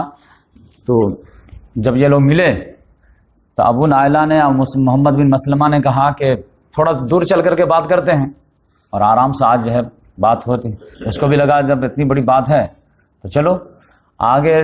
جب لے جانے لگے تو محمد بن مسلمہ نے کہا یا ابو نائلہ نے کہا کہ خوشبو تو بڑی زبردست آ رہی ہے، ایسی خوشبو تو میں زندگی میں سنگا ہی نہیں. کہا وہ میری بیوی آئی ہے نا وہ بہت زیادہ جو ہے بہترین خوشبو لے کر کے آئی ہے، خود بھی لگائی ہے مجھ کو بھی لگا کے دی. اب بال بھی جو تیل بھی بہت خوشبودار. تو کہا کہ تھوڑا سا سونگنے دو گے کیا؟ کہا ارے کیا ہے سونگو. دام سونگے ہاتھ تو ایک دم مارے ہو رہے. کہا بہت بہترین خوشبو، ایسی خوشبو تو میں کہیں دیکھا ہی نہیں. اب پھر چلنے لگے تو اور ایک دم جو ہے پھول لاتا ہے اندر سے. پھر 10 قدم کے بعد بولا کہ یار تمہاری خوشبو تو ہم کو مجبور کر دے رہی ایک مرتبہ اور. کہا لو کیا ہے تم کو پوری رات سونگو. پھر بال ایسے کیے ایک دم جو ہے آرام سے. دوستوں کو بھی کہا تم لوگ بھی آ کے سونگو. وہ لوگ بھی آ کر کے ایک دم جو سونگے ہاں بہت زبردست بہت زبردست بہت زبردست. پھر چھوڑ دیے. پھر تیسرے مرتبہ آ گئے بولے کہ یار تو تمہاری خوشبو جو ہے نا آزمائش بن گئی، ایک چانس اور دیتے کیا؟ کہا ارے تمہارے فری ہے لوگ سونگو نا کتنا بہترین. اور وہ جو ہے ابو نائلہ اپنے ساتھیوں کو بول چکے تھے کہ جب میں اشارہ کروں نا اب میں ہاتھ جو ہے اس کے بال میں گھساؤں گا، جب میرے چنگل میں یہ بہترین سے قابو یافتہ ہو جائے گا جیسے میں اشارہ کروں گا اب تم لوگ ٹوٹ پڑنا، کیونکہ یہ ہے لمبا چوڑا ایک دم ہٹا کٹھا. اس کو قابو میں کرنا بہت ضروری ہے. بھاگ جائے گا تو پھر محمد صلی اللہ علیہ وسلم اتنا بہترین مشن پہ بھیجیں. تو اس لحاظ سے جو ہے تیسرے مرتبہ نے انہوں نے پکڑا زبردست، پھر کھٹک کے مجھے گرا دیا. لیکن وہ تھا باڈی بلڈر، بولے کہ اٹیک کرو. سب لوگ جو ہے تلوار مارنے لگے. رات جو ہے چاندنی رات تھی لیکن اندھیرا کو پتا چلا کہ لیکن وہ بچ گیا، تلوار کسی کی لگی نہیں. محمد بن مسلمہ جو کدال لائے گئے تو ان کو کچھ نہیں ملا، کدال ہی لے وہ لیکن پٹکے ہوئے تھے سب لوگ. کدال ہی لے کر کے اس کے پیٹ پہ جب بیٹھ گئے اب پیٹ کو 2 ٹکڑا کر دیا. اس طرح اتنی بڑی چیخ ماری وہ زور چیخ مارا کہ پورے اس کے جو ہے محل تک آواز گئی اور سارے محل میں چراغ جو ہے جلنا شروع. کیا ہوا کیا ہوا؟ لیکن کسی کو ہمت نہیں ہوگی محل سے نیچے اتر کر کے دیکھے. یہ لوگ وہاں سے بھاگے. تو اس میں حارث نام کے جو صحابی تھے وہ تلوار کے نوک سے ان کو پاؤں زخمی ہو گیا تھا، جس کی وجہ سے وہ دھیرے دھیرے چلنے لگا. یہ لوگ تیزی سے بھاگے. بقیہ کی غرقت تک محمد صلی اللہ علیہ وسلم ان کو سی آف کرنے آئے تھے اور پھر سی آف کرنے کے بعد اپنے گھر چلے گئے تھے. لیکن یہ لوگ جو ہے وہ حارث رضی اللہ عنہ پیچھے چھوٹ گئے تھے. تو پھر یہ لوگ واپس آئے، پھر ان کو لیے اور پھر بقیہ غرقت کے بعد جب آئے گئے ہیں تب زور سے نعرے تکبیر مارے. اور جب زور سے نعرے تکبیر مارے ہیں تب محمد صلی اللہ علیہ وسلم گھر میں بیٹھے سن لیے کہ کام ہو گیا. تو نکلے پھر آئے سب کو گلے ولے ملائے اور بولے کہ آج کام ہو گیا. اس کا اثر اتنا زبردست پڑا کہ یہود جتنے پھڑپھڑا رہے تھے وہ سب گھر میں دبر گئے. یعنی جتنے یہود وغیرہ مذاق اڑا رہے تھے اور مزہ لے رہے تھے اور محمد صلی اللہ علیہ وسلم کے اخلاق حسنہ کا ناجائز فائدہ اٹھا رہے تھے، اس سے جو ہے ان کو لگا کہ نہیں وقت آنے پر یہ ایکشن بھی لے سکتے ہیں. تو اس کی وجہ سے جو ہے ان کا کام فائل نپٹ گیا. تو یہ بہت بڑی مثال لوگ دیتے ہیں اس میں گستاخ رسول کی ٹارگٹ کلنگ کی. تو یہ میرے حساب سے جو ہے یہ پرفیکٹ مثال نہیں ہے گستاخ رسول کو ٹارگٹ کلنگ کا. مطلب جس تناظر میں بات کرنا چاہتا ہوں، گستاخ رسول کا ٹارگٹ کلنگ جو مسئلہ ہے وہ جیسے انڈیا جیسا ملک ہے یا امریکہ جیسا ملک ہے. امریکہ میں کوئی آدمی ہے اس نے محمد صلی اللہ علیہ وسلم کی گستاخی کر دیا یا مسلمان خواتین کی گستاخی کر دیا، تو آپ یہ کعب بن اشرف کا جو ہے واقعہ لے کر کے اب وہاں فٹ کر دے گا کہ وہاں جیسے ٹارگٹ کلنگ ہوئی تھی وہاں امریکہ میں بھی ٹارگیٹنگ کلنگ کر دے وہاں کا مسلمان، تو یہ میرے حساب سے صحیح نہیں ہوگا۔ وہ کس لیے صحیح نہیں ہوگا؟ کیونکہ آپ کے پاس جو ہے دو ایگزامپل ہے۔ وہ کیا ایگزامپل ہے کہ مکے میں حضرت سمیہ رضی اللہ تعالیٰ عنہ کو برہنہ کر کے ابو جہل نے شہید کر دیا۔ اب محمد صلی اللہ علیہ وسلم وہاں سے گزرتے تھے، سارے صحابہ کرام بھی گزرتے تھے، کم سے کم 40 صحابہ کرام تو تھے، تو وہاں پر تو جو ابو جہل کو کوئی نہیں مارنے گیا۔ لیکن مدینہ میں ایک یہودی نے ایک مسلم خاتون کے ساتھ چھیڑ چھاڑ کیا تو اس کے جو پورے قبیلے کو اڑا کر رکھ دیا گیا۔ تو ابو جہل بھی گالی بکتا تھا، کعب بن اشرف بھی گالی بکتا تھا، تو اس کو کیوں معاف کیا گیا، اس کو کیوں نہیں معاف کیا گیا؟ تو یہ بات سمجھنے کی، وہ بات سمجھنے کی یہ ہے کہ مسلمان ایسے گستاخوں پر اسی وقت صرف ایکشن لے سکتا ہے جب کا اس کا جو ایکشن کے بدلے میں جو ریئیکشن آئے گا اس کو کاؤنٹر کرنے کی اگر صلاحیت ہے تو آپ ایکشن لے سکتے ہیں۔ لیکن اگر اس کا کاؤنٹر کا کانسیکوینس کا ایکشن کا ریئیکشن اٹیک روک نہیں سکتے تو پھر لاکھوں مسلم خواتین کی عزت آپ داؤ پہ نہیں لگا سکتے، کیونکہ وہ آپ جب کسی لیڈر کو مار کے آئیں گے تو پھر ادھر سے جو ہے وہ سارے کو جو مارنا شروع کریں گے، عورتوں کی بھی حرمتی کریں گے، تو اس کا جو ہے پھر جو ہے جواب دہ کون ہوگا؟ تو اس لحاظ سے آپ سمجھیے کہ اگر امریکہ میں کلیئر کٹ میں ایگزامپل دے گا، امریکہ میں اگر کسی نے گستاخی کی تو امریکہ کے مسلمان پر یہ واجب نہیں رہے گا کہ اس کے ٹارگٹ کرے، کیونکہ اگر ایک آدمی کو بھی کر دیا تو پھر پورے امریکہ میں پورے مسلمان کو وہاں کے رہنے والوں کو جو جینا دوبھر کر دیا جائے۔ لیکن یہ ٹارگٹ کلنگ کعب بن اشرف کے ذریعے سے کی جا سکتی ہے، لیکن یہ کون کر سکتا ہے؟ جیسے کوئی مسلم ممالک کا کوئی نوجوان ہو جو ٹارگٹ کلنگ کر کے پھر جب مسلم ممالک میں آ کر کے سیفٹی کے ساتھ رہ سکے تو وہ کرنا چاہے تو کرے، کیونکہ ان کی عورتیں اور کیا اب اس کی فوج کے جیسے محفوظ ہیں، تو وہ کہہ سکتا کہ میں محمد صلی اللہ علیہ وسلم کی شان میں گستاخی برداشت نہیں کروں گا۔ لیکن وہ بھی گستاخی ایسا نہیں کہ ادھر سے میننگ نکل گئی تو گستاخی ہو گئے، ادھر سے میننگ نکل گئے تو ہے، وہ ہیبیٹڈ گستاخ جو مسلمانوں کے دل پہ ہمیشہ آزار رہتا، فساد فی الارض کا جو حکم چلا گیا۔ ورنہ کسی نے جو ہے انڈیا جیسا ملک میں تھا، اگر کسی نے جو ہے محمد صلی اللہ علیہ وسلم کو بشر کہہ دیا تو وہ بھی گستاخ، تو کسی نے کچھ کہہ دیا تو وہ بھی گستاخ۔ آپ کہتے ہیں محمد صلی اللہ علیہ وسلم کو پورا علم غیب نہیں تھا، لمیٹڈ تھا، تب بھی گستاخ۔ تو یہاں تو ہر آدمی تو پھر مارا جائے گا۔ وہ کلیئر کر جو مسلمانوں کے دل آزاری کے لیے جو ہمیشہ جو ہے کچھ نہ کچھ پروپیگنڈا کرتا رہتا ہے، ایسے گستاخ کو یقینی باتیں ٹھکانہ لگایا جائے گا، جیسے کعب بن اشرف کو لگایا گیا، لیکن اس وقت لگایا جائے گا جبکہ اس کے کنسیکوینس کو آپ کو برداشت کرنے کی صلاحیت ہو۔ تو اس لحاظ سے میں سوچا کہ لگے ہاتھوں جو ہے اس مسئلے کو بھی کلیئر کر دوں۔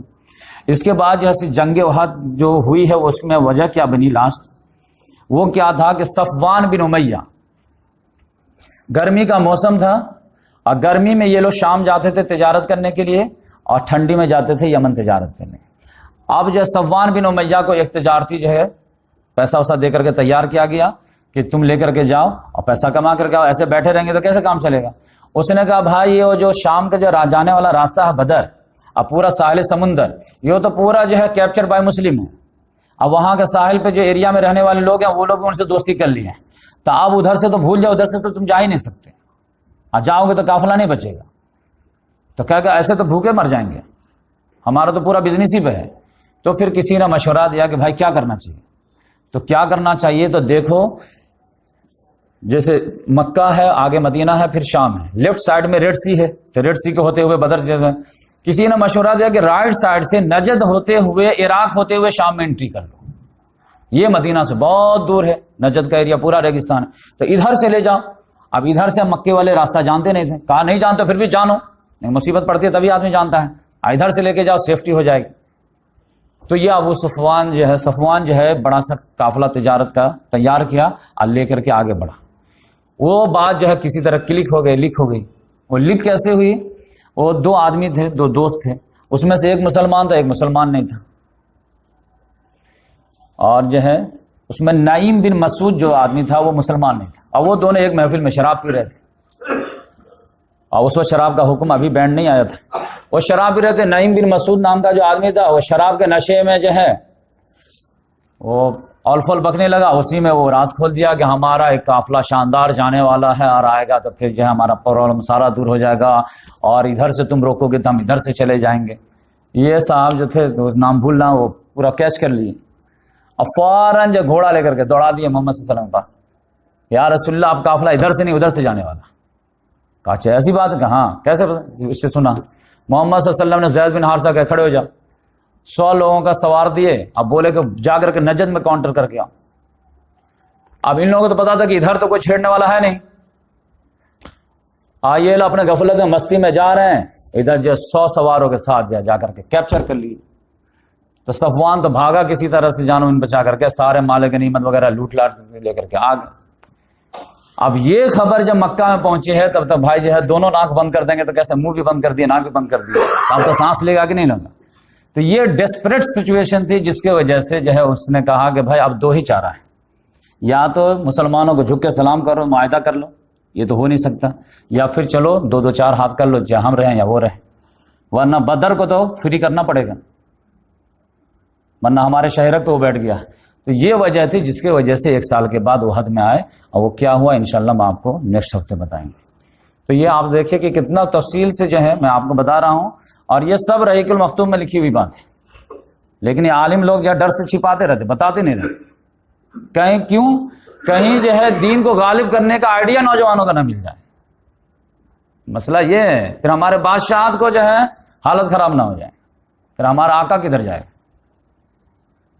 جبکہ لقد کان لکم فی رسول اللہ اسوۃ حسنہ تھا، اس میں کہاں اسوۃ حسنہ؟ ہماری جو جنگ اتنی ہوئی کس لیے ہوئی؟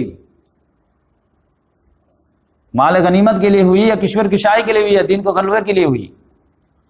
تو لقد کان لکم فی رسول اللہ، بس آپ ایک سوال پہ اگر دماغ دوڑائیں گے نا کہ یہ لقد کان لکم فی رسول اللہ اسوۃ حسنہ کس پارے میں کس سورے میں ہے، آپ کا دماغ وہیں کلک ہو جائے گا۔ یہ جنگ احزاب کے چیپٹر میں اللہ نے نازل کیا ہے، جب پیٹ پہ 2 پتھر بندھے ہوئے تھے اور پورا عرب امڑ آیا تھا کہ اس کو تو ہم ختم کریں گے۔ سوال آپ کیجئے اپنے ذہن میں کہ محمد صلی اللہ علیہ وسلم سے 12,000 لوگ دشمنی کس بیس پہ کیے تھے؟ زمین جائیداد کی جھگڑا تھا یا دین کا تھا؟ دین میں بھی کس کا تھا، نماز روزے کا تھا یا دین کے غلبے کا تھا؟ مدینے میں تو آ گئے تھے نا آرام سے، تو یہ جو کیروان روٹ جو ندد میں جا کر کے چھیڑ رہے ہیں اور ادھر کر کیوں کر رہے ہیں؟ کیونکہ سورہ انفال میں ہی اللہ تعالیٰ نے پھر وارننگ دے دیا تھا کہ وَقَاتِلُهُمْ حَتَّى لَا تَكُونَ فِتْنَةٌ وَيَكُونَ الدِّينُ كُلُّهُ لِلَّهِ، قتال جاری رکھو جاری رکھو جاری رکھو، حَتَّى لَا تَكُونَ فِتْنَةٌ، یہاں تک کہ فتنہ ختم ہو جائے، وَيَكُونَ الدِّينُ كُلُّهُ لِلَّهِ، یہاں تک کہ دین کل کا کل ہو جائے۔ جبکہ میرے حساب سے سینٹینس میں یہاں پہ کچھ اور ہونا چاہیے تھا۔ سینٹینس اصل میں کیا بنتا جو ہم لوگ سمجھتے ہیں کہ وَقَاتِلُهُمْ حَتَّى لَا تَكُونَ فِتْنَةٌ، قتال جاری رکھو یہاں تک کہ فتنہ ختم ہو جائے، اور پھر اگلا سینٹینس کیا ہونا چاہیے، یہاں تک کہ دشمن بالکل ملیا میٹ ہو جائے تب تک جاری رکھو۔ لیکن اللہ تعالیٰ نے یہ نہیں کہا کہ دشمن ایک ایک جب تک ختم نہ ہو جائے تو قتال جاری رکھو، نہیں، یہ ٹارگٹ نہیں ہے، دشمن کو ختم کرنا اصل ٹارگٹ نہیں ہے، اصل ٹارگٹ دین کے غلبہ ہے، اور دین کے غلبے میں جتنا جو ہے دشمن بنے گا وہ سب کو نپٹا جائے گا۔ تو یہ اصل میں کیونکہ ہماری لڑائی جو ہے وہ دشمن کی وجہ سے نہیں ہے، ہماری لڑائی اصل دین کے غلبے کی وجہ سے۔ یہ اصل جو بچوں کو اگر آپ سمجھا دیں گے کہ دین غلبہ میں نہیں رہے گا نا تو دین ہے نہیں، مذہب بن جاتا۔ مسئلہ یہ ہے نا، اب چھوڑ کر کے بھی جائیں گے نا، اور پھر وہ پوجا پاٹ کا جو ہے رسم بن جاتا ہے، اور پھر اس سے آپ جاتے کہ وہ دین کا جو شاہانہ دور کیوں نہیں آتا، عدالت عمر کیوں نہیں قائم ہوتی، اور صداقت صدیق کیوں نہیں قائم ہوتی، خاک قائم ہوں گی۔ جو قرآن راستہ دکھا تھا اس سے لوگ بھاگتے پھر، اچھا یہ سارے چیپٹر کھول دے گا کیا، تو اسے بند ہی رکھے۔ یہاں تک کہ اتنے لوگ الرجک ہیں قرآن سے کہ مجھے جو ہے لوگ آتے ہیں اور کہتے ہیں کہ آپ ہم کو بھی ساتھ دیا کیجیے اور آپ جو ہے تھوڑے سے ہم کو بھی وقت دیا کیجیے۔ میں کہتا ہوں کہ آپ جو ہے درس قرآن سننے کے لیے تیار ہیں نا تو 12 بجے رات میں بلائیں گے نا تو میں 12 بجے رات میں ایک ٹانگ پہ کھڑے ہو کے آ جاؤں گا، لیکن میں سناؤں گا قرآن ہی۔ وہ کہتے نہیں، آپ جو ہے قرآن ہاتھ میں مت لیجیے، اب موسیٰ علیہ السلام کی سٹوری سنانے ہیں نا تو آپ کرسی بیٹھ کے سنائیے نا، آپ کو کون روکتا ہے؟ میں کہتا ہوں وہی سٹوری سناؤں گا لیکن قرآن کھول کے سناؤں گا، نہیں چلے گا، کیونکہ قرآن اگر ایک مرتبہ اوپن ہو گیا نا تو پھر دوسری آدمی آ جائے گی نا۔ لوگ اب سوچ رہے ہیں نا کہ سیرت النبی شروع کیا تھا لیکن گھما کے کہاں لگی ہے، ہم لوگ تو سوچے تھے خالی معاف معاف معاف معاف چلے گا، لیکن یہ تو گھما دیا کہیں اور۔ بھائی گھومنا تو تھا، تم چالاک ہو تو ہم بھی چالاک ہیں، تو وہ تو بات تو چھپے گی نہیں نا، پھر جو سارے چیز ڈیٹیل میں آئیں گے، سورہ انفال بھی آئے گی، سورہ توبہ بھی آئے گی، فتح مکہ بھی آئے گی. تو اس لحاظ سے جو ہے قرآن کو جو بند کرنے کا ایک دم سسٹمیٹک انداز میں پری پلان اس کو بند کیا گیا کہ صرف وہی چیپٹر پڑھتے رہو، وہی پڑھتے رہو، تاکہ جس سے جو ہے وہ کلو نہ مل جائے جس سے جو ہے لوگ خواب دیکھنے لگے کہ اگر چند ہزار صحابہ کرام دین کے لیے جان دے سکتے ہیں تو آج کا نوجوان دین کے لیے کیوں نہیں دے سکتا. اور اگر ان کو جنت حاصل کرنے کے لیے یہ وہ کچھ کرنا پڑا جو قرآن نے کہا، تو آج کا نوجوان کو اے سی میں بیٹھ کے جنت کیسے مل جائے گی؟ جنت تو وہی کرائٹیریا ہے نا، وَلَنَبْلُوَنَّكُمْ بِشَيْءٍ مِّنَ الْخَوْفِ وَالْجُوعِ وَنَقْصٍ مِّنَ الْأَمْوَالِ وَالْأَنفُسِ وَالثَّمَرَاتِ وَبَشِّرِ الصَّابِرِينَ. ہم لازماً آزمائیں گے، سب کو آزمائیں، تم کو بھی آزمائیں گے. نبی کو نہیں چھوڑے تو ہم ولی کو کیا چھوڑیں گے؟ یہ کام مسلمان کو کیا چھوڑیں گے؟ اب 5 کیٹیگری میں سے کسی کیٹیگری میں تو آزما کے رہیں گے. تو آزمائش کا جب وقت آتا ہے تو ہم لوگ پہلے جو ہے اپنا جو گیٹ بند کر لیتے ہیں، تو پھر آزمائش آئے گی کیسے؟ تو آزمائش ہمیشہ جو آپشنل آزمائش کہتے ہیں اس کو، جو آپشنل آزمائش. یہ بچے بیمار پڑ گئے، بیوی انتقال ہو گئی، یہ سب جو ہے چلر ٹائپ کا آزمائش ہے، اس کو کوئی ویلیو نہیں ہے. آزمائش وہ اصل میں آزمائش ہے جس میں آپ کے پاس آپشن ہو کہ ایمان ہے تو آگے بڑھیے، نہیں بڑھنا تو مت بڑھیے. تو اس کو آزمائش بولتے ہیں. یعنی ابھی میں ہوں، میں حق بات بول بھی سکتا ہوں، چھپا بھی سکتا ہوں. تو اس میں آزمائش ہے کہ دیکھتے ہیں کہ حق بات بولتا ہے کہ نہیں بولتا. تو نہیں بولیں گے تو ہار پہنائے جائیں گے، اور بولیں گے تو سب کے جو ہے آئسولیٹ کر دیے جائیں گے. تو آئسولیٹ جھیلتا ہے لیکن حق بات بولتا ہے یا نہیں بولتا. تو یہ اصل میں اس ٹائپ کی آزمائش ہوتی ہے. ورنہ بچے بیمار پڑ گئے تو ہندو کے بھی پڑتے ہیں، بیوی مر جاتے ہو تو وہ ہندو کے بھی مرتے ہیں. تو یہ تو آپ تمام دنیا کا نظام ہے، اس طرح کسی کی بھی آزمائش چھوٹی موٹی آتی رہے گی. لیکن مسلمان کی جو اسپیشل آزمائش وہ آتی ہے جس میں آپ کے پاس چوائس ہو کہ آپ چاہیں تو آگے بڑھیں، چاہے تو پیچھے ہیں. تو اللہ تعالیٰ سے دعا ہے کہ اللہ تبارک و تعالیٰ ایمان کے حساب سے ہی آزمائش لے، اور اگر آزمائش میں ڈالے تو اللہ تعالیٰ اس سے سرخرو ہونے کے بھی جو توفیق عطا فرمائے. سبحان اللہ بحمدہ، سبحانک اللہم ونشہد ان لا الہ الا انت ونستغفرک ونتوب